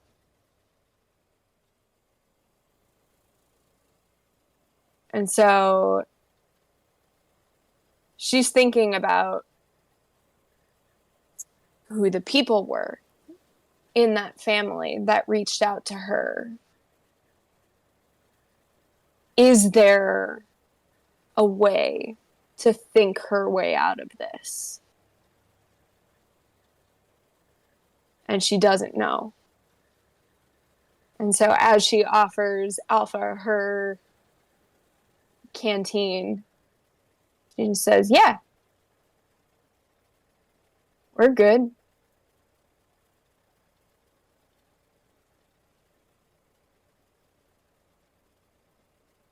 And the camera pulls back from the garage underneath Lincoln Center and pans up above the buildings for a minute. As the music begins to kick on in, we are going to leave you all there for the evening. Thank you for bearing with us for another short session and exploring more of Escape from New York and the Everyday Hero system, which is our first time playing it here on Slices and Dices. We're going to go around the horn the other direction this time and give everybody a chance to give their handles and sign it off, starting with Megan. Oh, that's me. Hi. You can find me at Megan Linapp on Instagram or in our Discord, and not tomorrow, but next Friday, along with Matt and Sarah in our Ravenloft campaign, where my character is currently stuck in like a Weekends at Bernie style comedy, and everyone else is getting the shit kicked out of them. So join us, because it's fun. Amazing. Marcus, where can people find you? I'm not doing anything right now other than this, but eventually Beardy Beardface on Twitch will have some more me playing games badly as soon as I find time for that. So that'll be fun. I hear you. Busy month. Sarah, where can people find you? You can find me on the interwebs at Lovely Llama, also in our Discord under the same name. Usually I'm hanging out in the Twitch chat during our streams, but never really looking at it as Violet Fiasco. But there's a cat on my phone right now, so if I posted anything weird, it was cat butt. It was this guy. Hi, bud. Yeah, you were on my phone. Hi, buddy. Oh, he's yelling. Okay, bye. You can go. And, Not having it. yes, claw the sofa in retribution. It's fine. You've already destroyed it. And yeah, that's it. I can't hear on my face now. Okay. Fantastic.